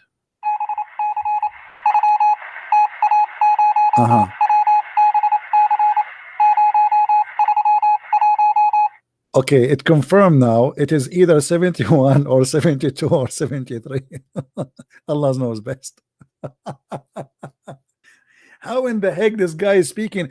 Is it 71? Are you a prophet? I mean, where do you get this knowledge from? What do you mean 71 or 72 or 73? Which one is of them? The reception not clear. The antenna is not working. He broke in. Maybe he broke the antenna of inspiration of Allah. And then he continue. The wisdom is coming. The heaven, which is above it, at a similar distance, going on until he counted 7 heavens. Above the 7th heaven, there is a sea. Ta-da-da, ta-da-da, ta-da-da. The Pirate of the Caribbean. Ta-da-da, ta-da-da, ta-da-da, ta-da-da. Muslims, above the 7 heavens there is a sea.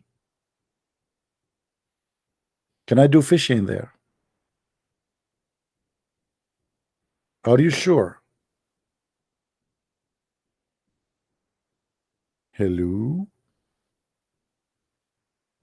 I mean, how Muhammad is sure if the reception was not good that this was a sea? Maybe it was a lake. How Prophet Muhammad is sure?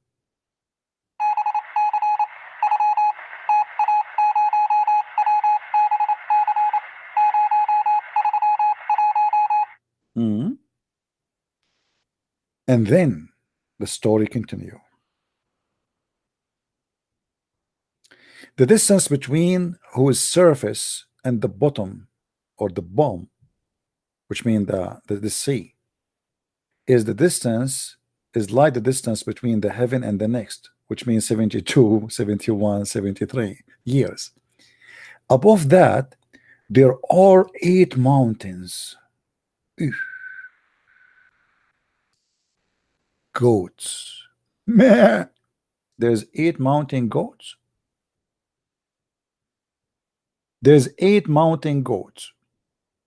The distance between whose hooves and hunches is like the distance between one heaven and next. Look how big, man, those goats. And guess who is above the goats? Anyone can guess? Who is above the goats? Who is above the goats? Who can guess? Above the 8 goats.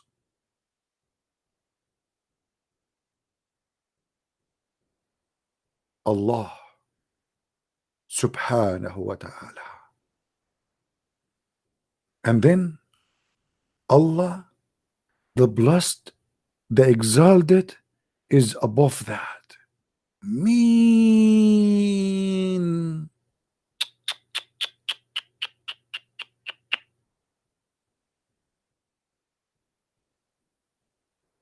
I wish I can take a selfie with this. How I can go there? I want to take pictures of those goats. Allah in the top of 8 mountain goats, but we have to be careful here. As you see, those goats are very huge. They are not like normal size. So if you have a goat in your mind, don't think it's the same goat, the goat who ate the Quran. You remember the goat which ate the Quran? Do you remember it? This is bigger, a lot bigger. very big mountain goat.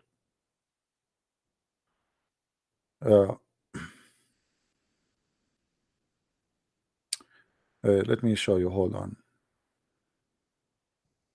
I'm just trying to refresh your memory because I know most of you are old, not like me. I'm the only young here, the only young between you. And I feel sorry for you. I mean, it's just, you know, it's not your fault to be old or anything. Don't be negative about that. It's okay. And you know, the Prophet himself, he have a plastic surgery, so you can do plastic surgery for you. Isn't the Quran says Allah, he made a plastic surgery for the chest of Muhammad so he can increase the size of his breast? I can show you the verse from the Quran. I'm serious. But anyway, this is not the topic for now. Let's focus on something more and more important. If we go where we can find those things, hold on.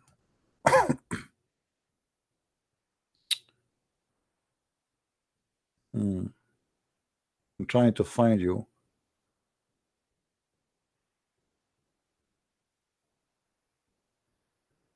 Oh, here we go. I think no, not this one, not this one. I don't know. I cannot find it.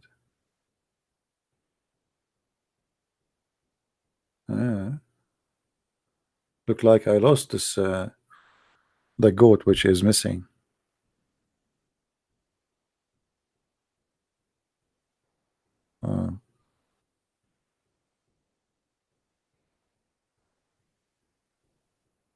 Yeah, I cannot find the picture. I was trying to look for it and try to find it, but I could not.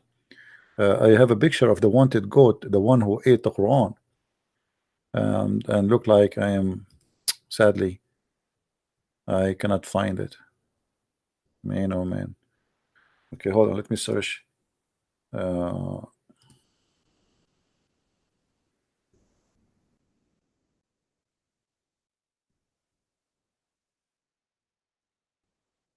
Maybe I can find this image. I am the one, actually. I made this goat by myself. Oh, here we go. I found something similar, actually. I used this image for that. This is the goat we are talking about, if you remember. The goat which is accused of eating the Quran and actually was like cut red-handed, you know, doing that, as you see. You know.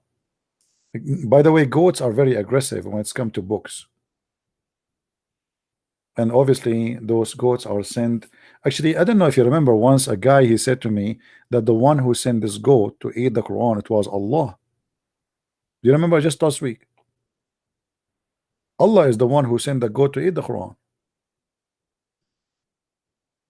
But as I know, this goat is until now is wanted and nobody knows where she is now, for she committed a crime against, bigger crime against Allah,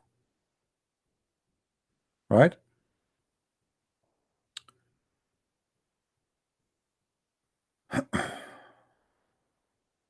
قال الكرخي يكره للزوجة اتخاذ السراويل التحت عند نومها زوايا. Yeah. Kabar is posting for us a statement where it says it is hated for women to wear underwear because that will make it difficult for the husband to do bang bang. I mean, I don't know what we want to say about this, my friend. That will be a different topic. We need to change the topic. But I mean, think about it. This is logical, and actually, this is exists in the book of Ghidha'ul Albab, right?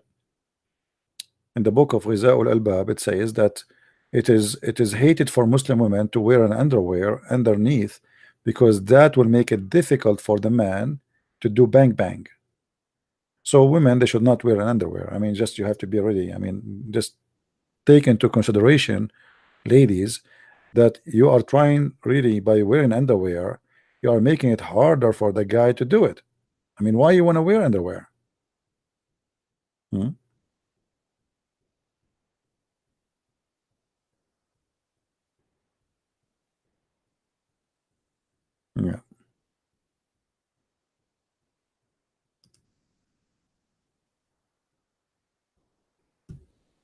Any Abdul?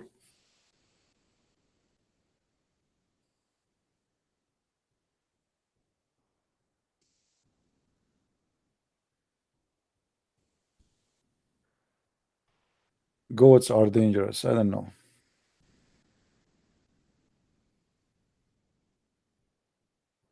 Any Muslim? Any Muslim here? Are we done today with Muslims? There's nobody. Allah is the best, the creator. That's it. We are stuck here. So you Muslims agree that your God, Allah, is fabricating stories saying he is the best of the creators, but he is claiming at the same time that he is the only creator. Hello? Assalamu alaikum, CP. Wa alaikum assalam, my friend. How are you? Good. I have a question. How long are you going to be online for? Actually, almost we are done because the goat, I was waiting for my goat to come and almost she is here. Okay. Okay, cool. Well, so what do you want? Is there anything I can help you with? Yeah. What is Yeah. that? So I guess my question is, hold on. I need to get to a safe place.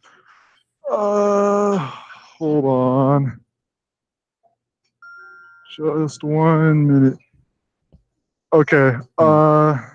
So I guess my thing is, how do you get through to someone that's a Muslim that's completely brainwashed?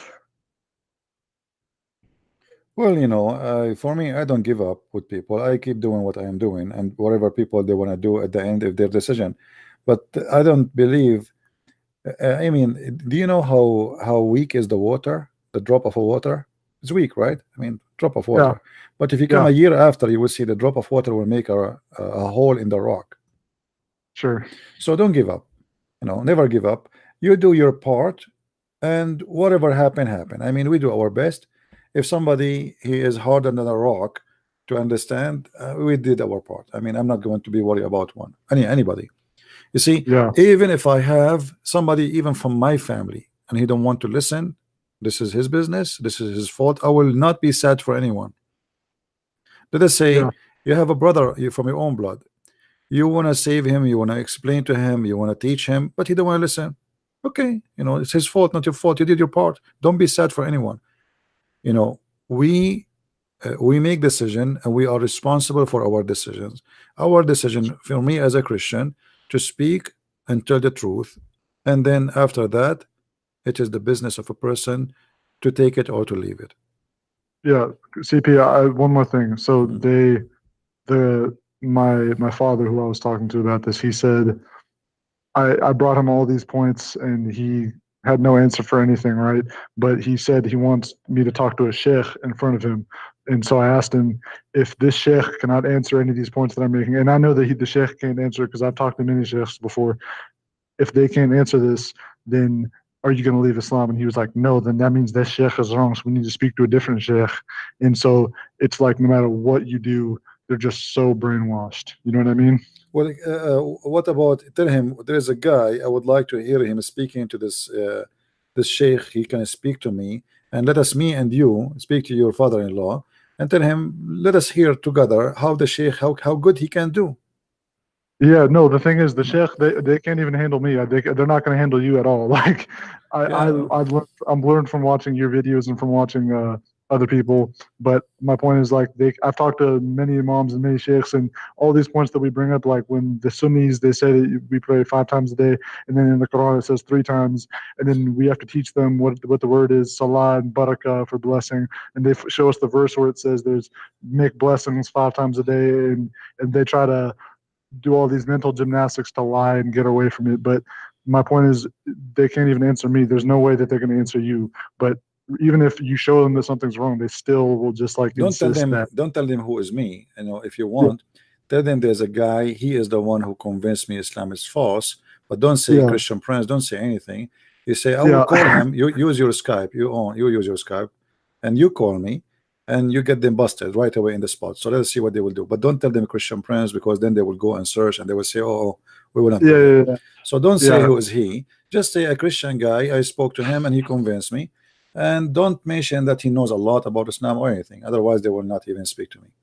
Yeah. No, I hear you. I'll try my best. Thank you. All right, my friend. Thank you very much for calling. Goodbye. Yeah.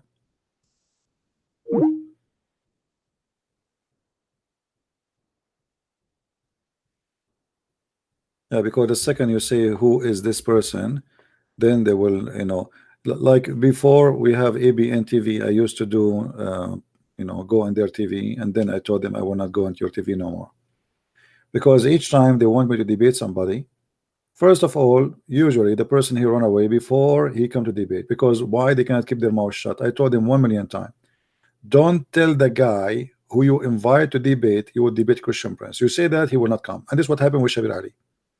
Shabir Ali, he accepted the debate based on, they said to him, a Christian person want to debate you. Then they cannot keep their mouth shut. They send him an email, and they add him in the email they sent to me, that please take note that this coming week Christian Prince and etc. The guy now he knew Christian Prince.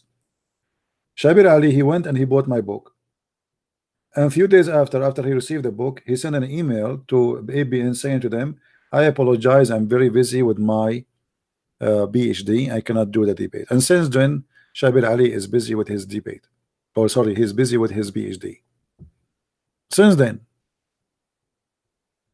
which is very normal, by the way. I mean, to be busy all those years. What you can say, I mean, you have to be busy. Are you kidding me? Yeah, he must be busy. It's not easy to be Shabir Ali and not busy.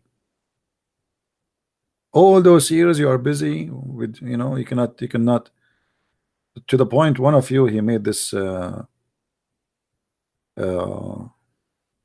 by the way, I challenge Shabir Ali to say this is not true. I challenge him. He agreed to debate me. He agreed to debate me, and then just after he bought my book, he canceled it. This is the let me see if I can make this image smaller so we can make it go through the.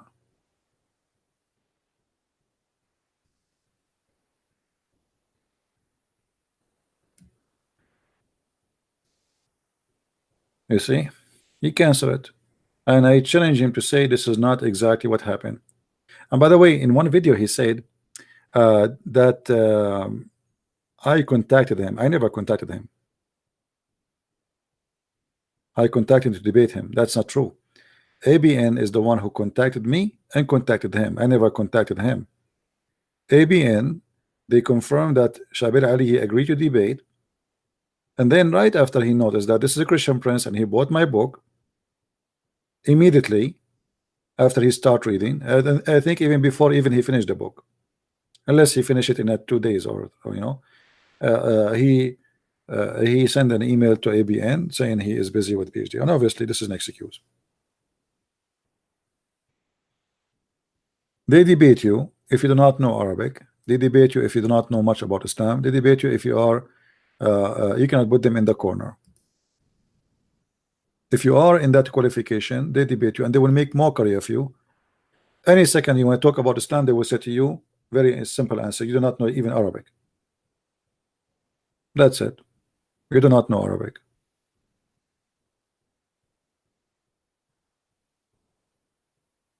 Right? A Muslim Abdul saying to me, someone will come online to talk to you soon. Will I give you 10 minutes to bring this someone? Otherwise, it's almost 12 middle of the night here, and I will not stay longer. So I will give you 10 minutes, Abdul, to bring me someone to talk to me. Get ready, guys. We have Abdul. He want to talk to me in 10 minutes maximum. After that, we will go. If you don't bring your Abdul. All of them are the same. It's not about Shabir Ali. Did you notice that you know, where are they, like, why they are so excited to debate David Wood? For a very simple reason, they will make mockery of him that he don't know Arabic. As simple as that. You know,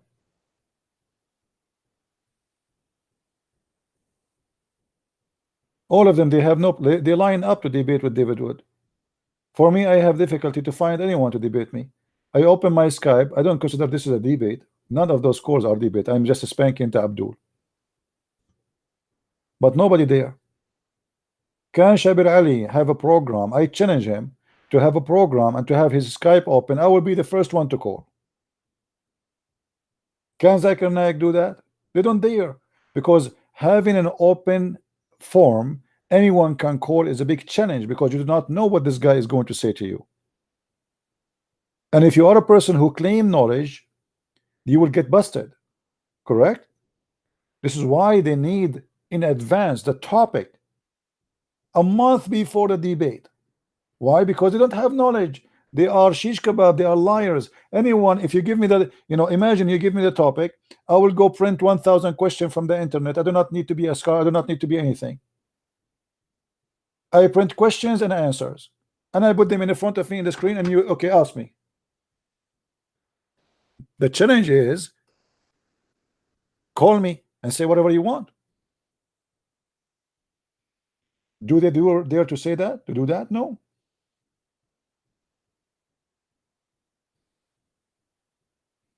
No, James White is not a Muslim, but he's an idiot. He says stupid things. To the point sometimes he defends Islam.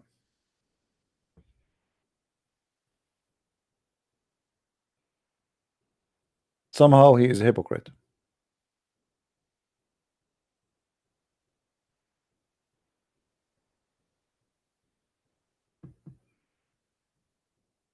He speak peace? No, he speak garbage. And here we go. James White, he defend Islam by his own stupid words, and I challenge him to debate me. He refused. I spoke to him in Facebook. He said to me, Merry Christmas, Christian Prince. He did not answer anything. Merry Christmas.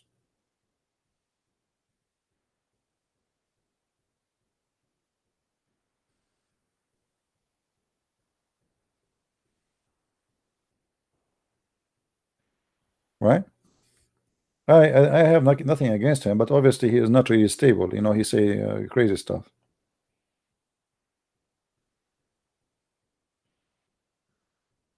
Like Muhammad. Any Abdul?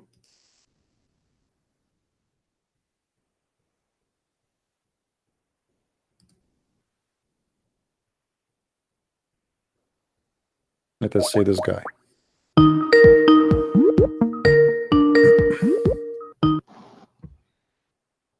Hello, friend. Yes, my friend. How are you? Are you a Muslim? Yes, I am a Muslim. What do you want to say to us? We are. I don't know if you see our live stream. Are you with us? Yes. Well, I didn't know that we were in a live stream, but okay. Oh, we are. We are. Let me give you the video so you can see where we are. And we have about 700 people listening now. Send it to the Omegle message. All right. You see, in front of us, we have a verse in the Quran. In chapter 23, verse number 14, it says that Allah is the best of the creators. What do you think about that? Yeah, actually, in Islam, I think I encountered a verse. Hold on. I think in Islam, I encountered a verse which states that anybody who associates God with anyone else, God will not forgive him. Okay. And you see, when Muslims do the 5 prayers, right? They always have to read Surah Al-Fatiha. Are you a Muslim, my friend, yourself? Just make it clear. Are you a Muslim yourself? Yes. Okay. So my question for you, please focus with me. Chapter 23, verse number 14, it says, Allah is the best of the creators. Okay. How Allah can be the best of the creators? Well, in my opinion, he's the best of the creators because he can create something out of nothing. He can create something that's alive out of something that's dead. In the Quran, it talks about how God will rain on the dead earth and make it alive, and so these sort of things. And God talks. But this is mean there's other creators. Allah comparing himself to who exactly? Well, he could be comparing it to the quote-unquote fake gods that the other Arabs were. Can you compare yourself to something fake? I mean, if you say I am the best of the creators, you just admitted that they are creators and you are the best. You are not fake no more. Well, I'm not sure that's the case because Islam says that only there's only God. Allah is the only God. This is not the case too. I mean, if Allah and the Quran confirm too that Allah is the only creator, right? Yeah. So when you say I am the best of the creators, either you are lying or you are confirming that there's other creators. Which one? If I say I am the You- best you of, go- if I say I am the best of mankind, that's mean I am saying there is mankind, but I am the best, correct? Okay. If I am the Well, only man exist, if I am Adam, I am the first man, and Adam he says I am the best of mankind, that would be stupid, because he is the only man exists, correct? all right. That is stupid, and this is a fabrication. Actually, it's a lie, because you cannot say you are the best of yourself if you are the only one in your kind. So in order to say the word best, I have to have from my kind many, and I am the best of my kind. And what is my kind? They are creators like me. I think he could also be. I think God could also be comparing it to humans, because I think yeah, in the Chronicles could also be comparing God to humans, as in humans are also in some ways creators. So I No, think no, that my is friend, what my he's friend. referencing. No, the Quran confirmed that the creation is about the creation and of giving a soul.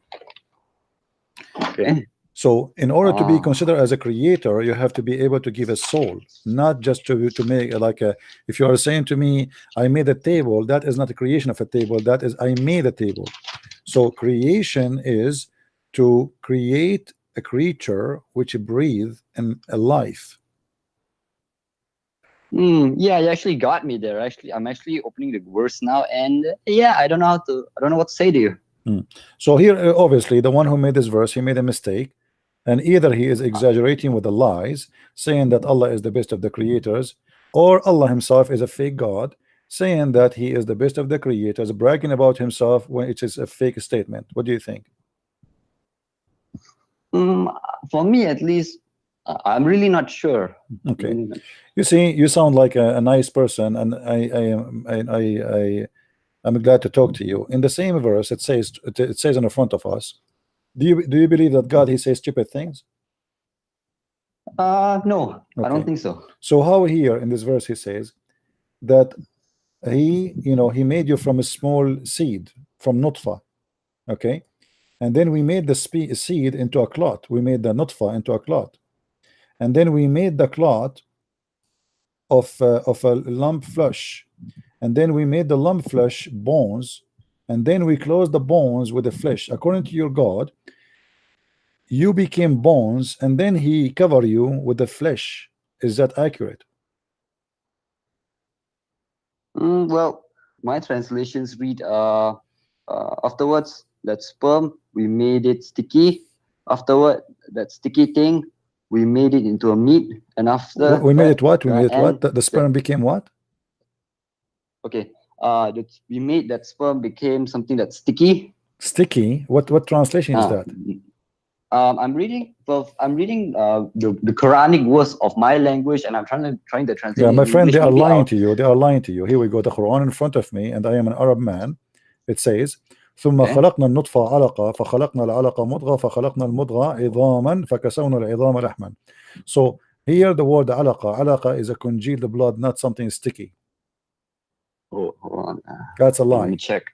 They I'll lie go to to you. Quran.com and They lie to you, my search they the lie verse. to you, my friend. Nowhere it says sticky. That's a lie. Alaqa is a congealed dead blood.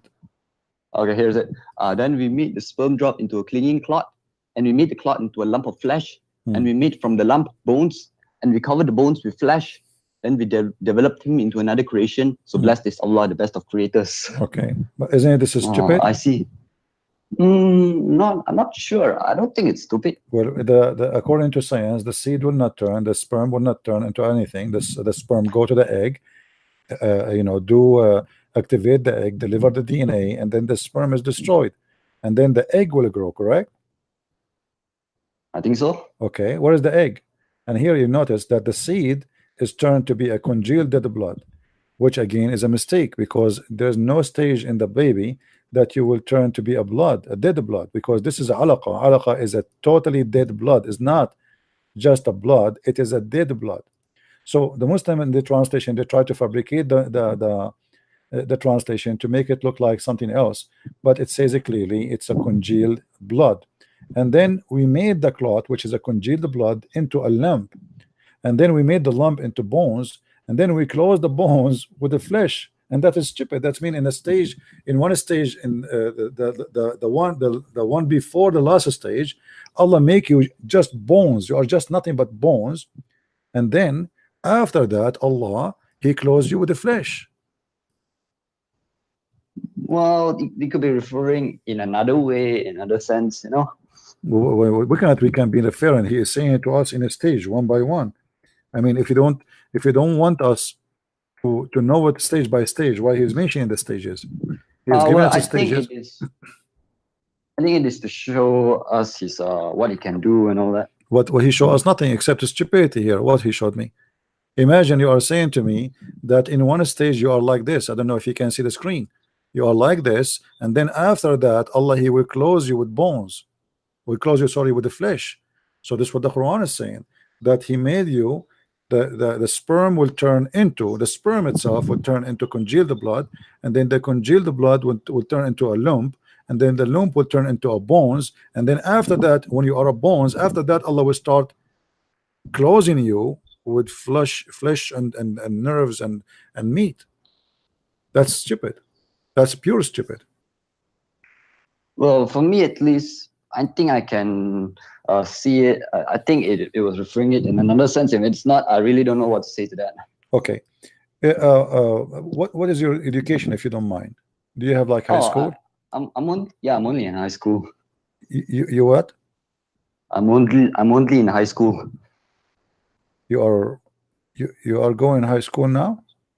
Yeah. No. Now I'm at home. No. I'm saying, what is your education? Oh, I'm only in high school now. Oh, you are a high school person. Yeah. Okay. Well, I don't know what to say to you because you are not. I thought you are older. No problem, my friend. We respect you. You are young or old, doesn't matter. But what do you think about your prophet? He said that if a man have orgasm first, the baby will be resembling the father, and if the women have orgasm first, the baby will resemble the mother. Well, for me, right? While I don't deny the hadith, I don't take it to a very high degree. So if the hadith says something that I like, I'm not gonna take it too seriously. Even if the hadith says something that I don't like, I'm not gonna take it too seriously. So for me, I'm really you pick up what you like, right? Okay. What not about, necessarily. Okay. What about the Quran? The Quran says that the women, they have a sperm coming from their ribs. What do you say about that?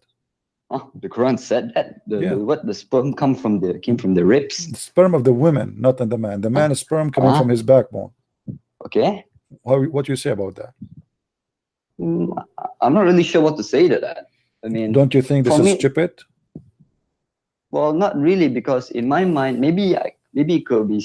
Maybe the Quran said it in another sense. What sense, my friend? Come on. You see, you see, I don't wanna be rude with you, but if you want to play the game of sense, if Allah is saying that, I mean, what sense? And that's it. He is saying that we made you, created you in such a way, and He is giving us the stages, explaining the stages, and then we would try to cover it by saying sense. What sense? He's speaking about the creation, speaking about how the sperm and where the sperm is coming from.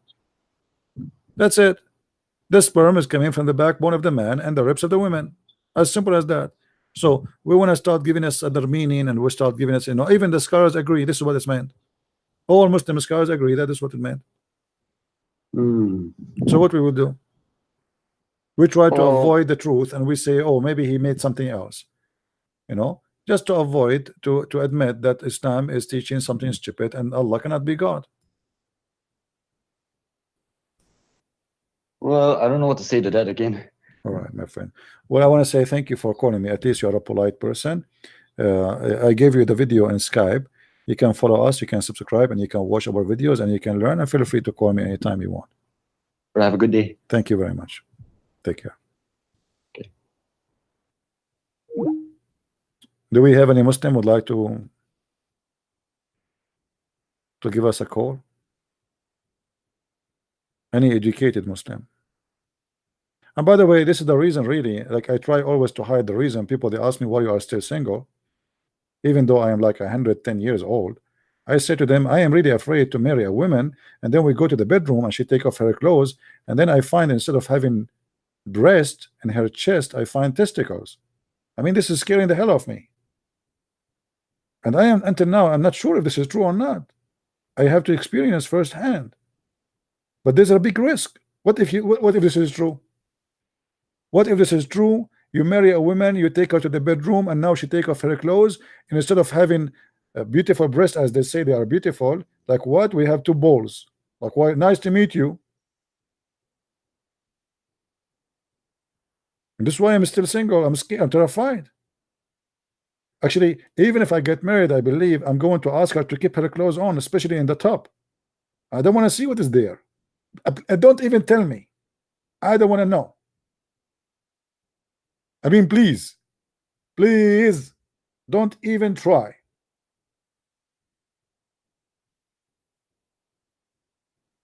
Because you never know. After I see what is there, I might commit suicide.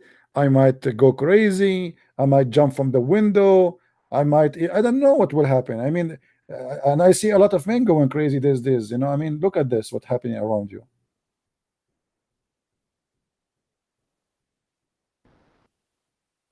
This is not easy, my friend. This is a very hard choice. This is why I advise all men who they are listening here, you have to be careful, my friend. The Quran doesn't lie. If the Quran says women have balls in their ribs, obviously the Quran is telling the truth. And don't ever put your head there. I mean, how dare you? If your wife, she said to you, let me give you a hug, be careful, there's a trap there.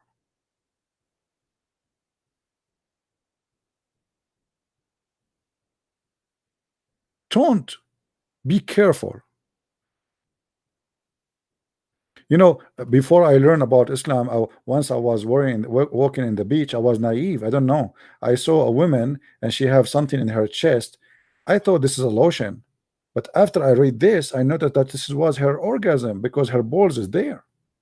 She have a sperm and the sperm was over her chest. I thought it's a lotion in the beach. They use it for the beach. But I was naive at that time. How I know? But now by the will of Allah, my knowledge is increased. And now I know the tricks of all the women.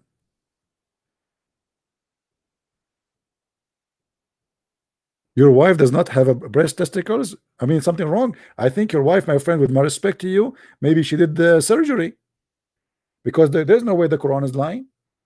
If you are saying to me your wife, she don't have a breast testicles, obviously she did a surgery. Maybe she went to Thailand and she cut them off.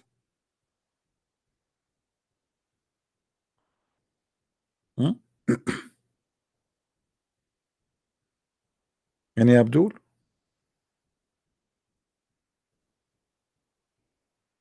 When you are telling me Allah is not God, you must be crazy. Do you remember the guys who called me like the friend of Zakir Naik? This idiot. I said to him, choose for me any interpretation you wish. So he chose for me supposedly someone he thought he would get me busted with. He would like those are the moderate interpretation. They try to defend the Quran. But after not less than 30 seconds, I get him busted. 30 seconds.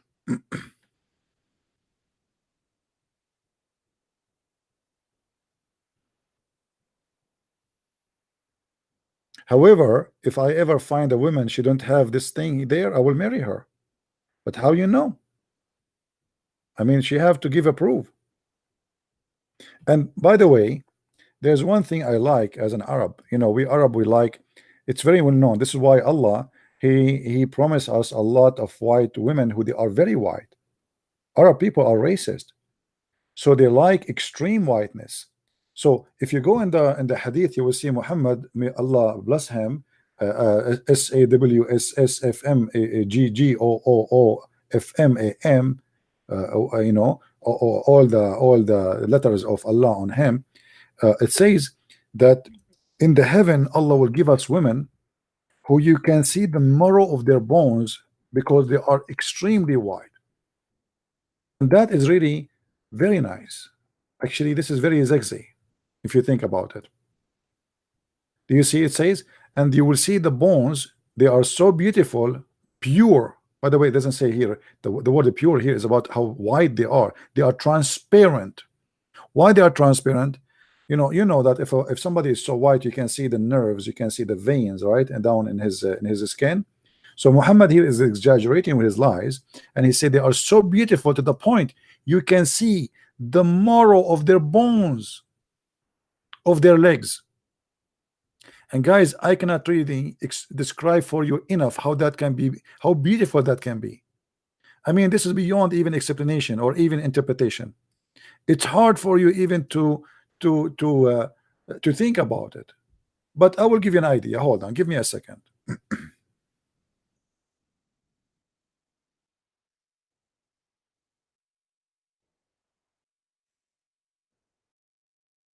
Okay. Just to give you an idea, my friend, so you will know what you will get in the heaven of Allah, and you might convert immediately. Brother, you will get this in the heaven of Allah. I mean, this is actually, it's not good for me as a single to look at this, to be honest with you. This is very tempting.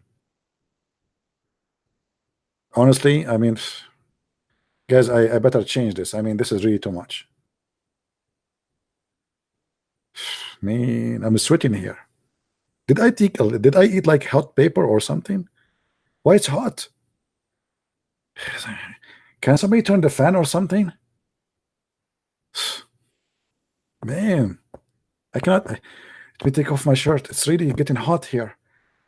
Man, this is. Look at this. Look at this one. Oh, buddy. Look at this one. Oh, man. And look at the high. The high. Is that the high heels in the X-ray? Oh, buddy. Oh, look at this position here. Oh, man. This is really too much. I mean, I don't know. I hope that your parents will not be upset from me, because obviously I am like getting you like, you know, watching bad stuff, you know. If you are under the age, please leave. I mean, this is too much. Muhammad, the Prophet Muhammad, he promised us in the heaven. Imagine, brother. I mean, how beautiful that is. You cannot deny that this is so beautiful. Look at this. Look at this. This is beyond this is beyond sex. This is hot. The Prophet of Allah is promising us in the heaven of Allah that we will have women we can see through their marrow, the marrow of their bones, and they are transparent. And you are telling me the Prophet is not a prophet here? You know, he is speaking about the X-ray.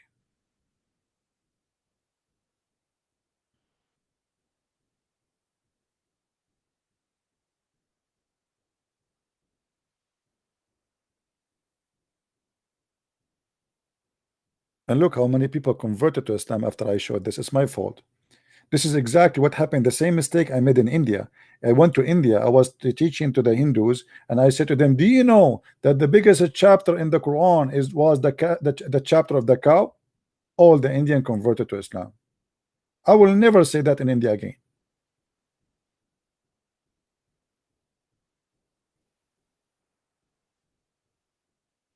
It was a very naive mistake of me. Why you say to the Hindus the biggest chapter in the Quran is the cow chapter? Are you crazy? But how I know that this will be the impact? I do not know. And now exactly the same. Look how many people they are saying takbir. They could not resist the beauty. Look at this position. Look at this one. This is too much.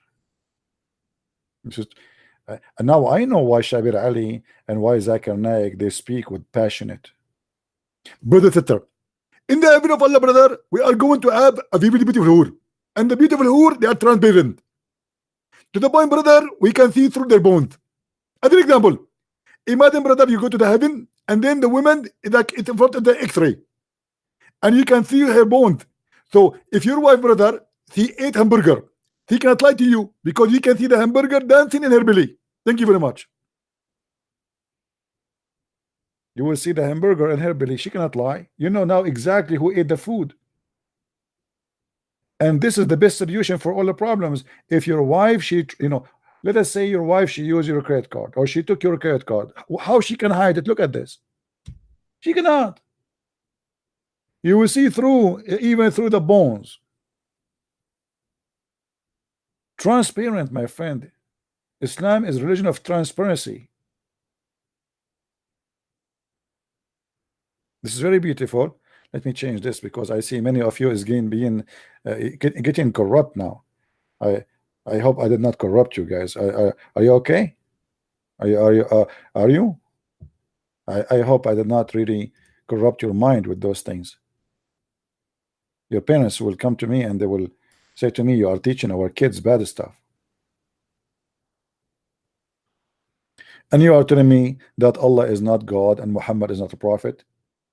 I mean, think about it seriously.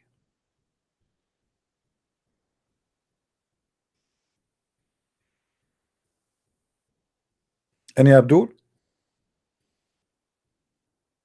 Yeah, but you know, we have to admit that the high heels in the picture is playing a high role in seducing men.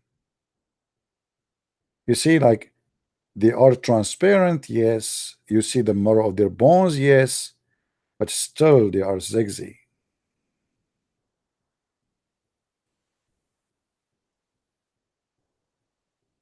Any Abdul?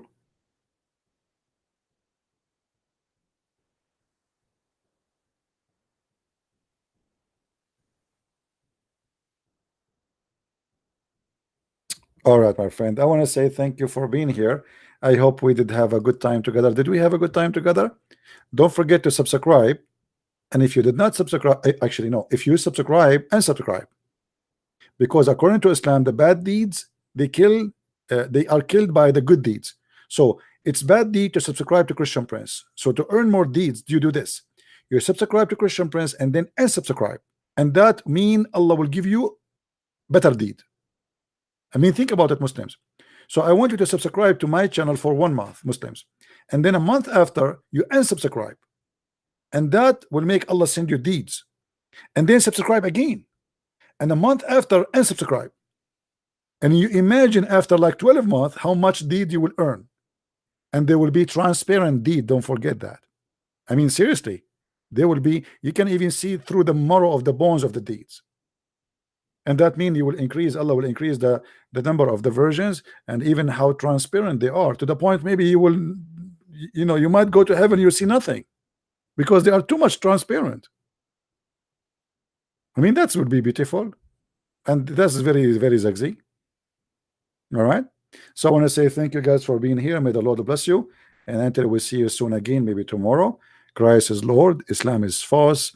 And thank you for being here and for your support and sharing. And may the Lord bless all of us and save us from those cults and the leaders of the cults and the violence of cults and the hate of cults. And let us stay united against hate, against violence. Don't hate the Muslims. Don't think we are teaching hate against the Muslims. We don't. We want the Muslim to be saved from such a cult. They are victims and they need our help. So we pray for the Muslims that they will have a better life, and they will have better understanding that God is not a vagina vendor. God is not about sex. This is not God. That is pimp. So if you want to look for a God, even if you don't believe in Jesus, this is your business. But at least find a God who is not making himself a pimp. A God who don't get excited by killing and shedding the blood of innocent people around. That is not God, my friend.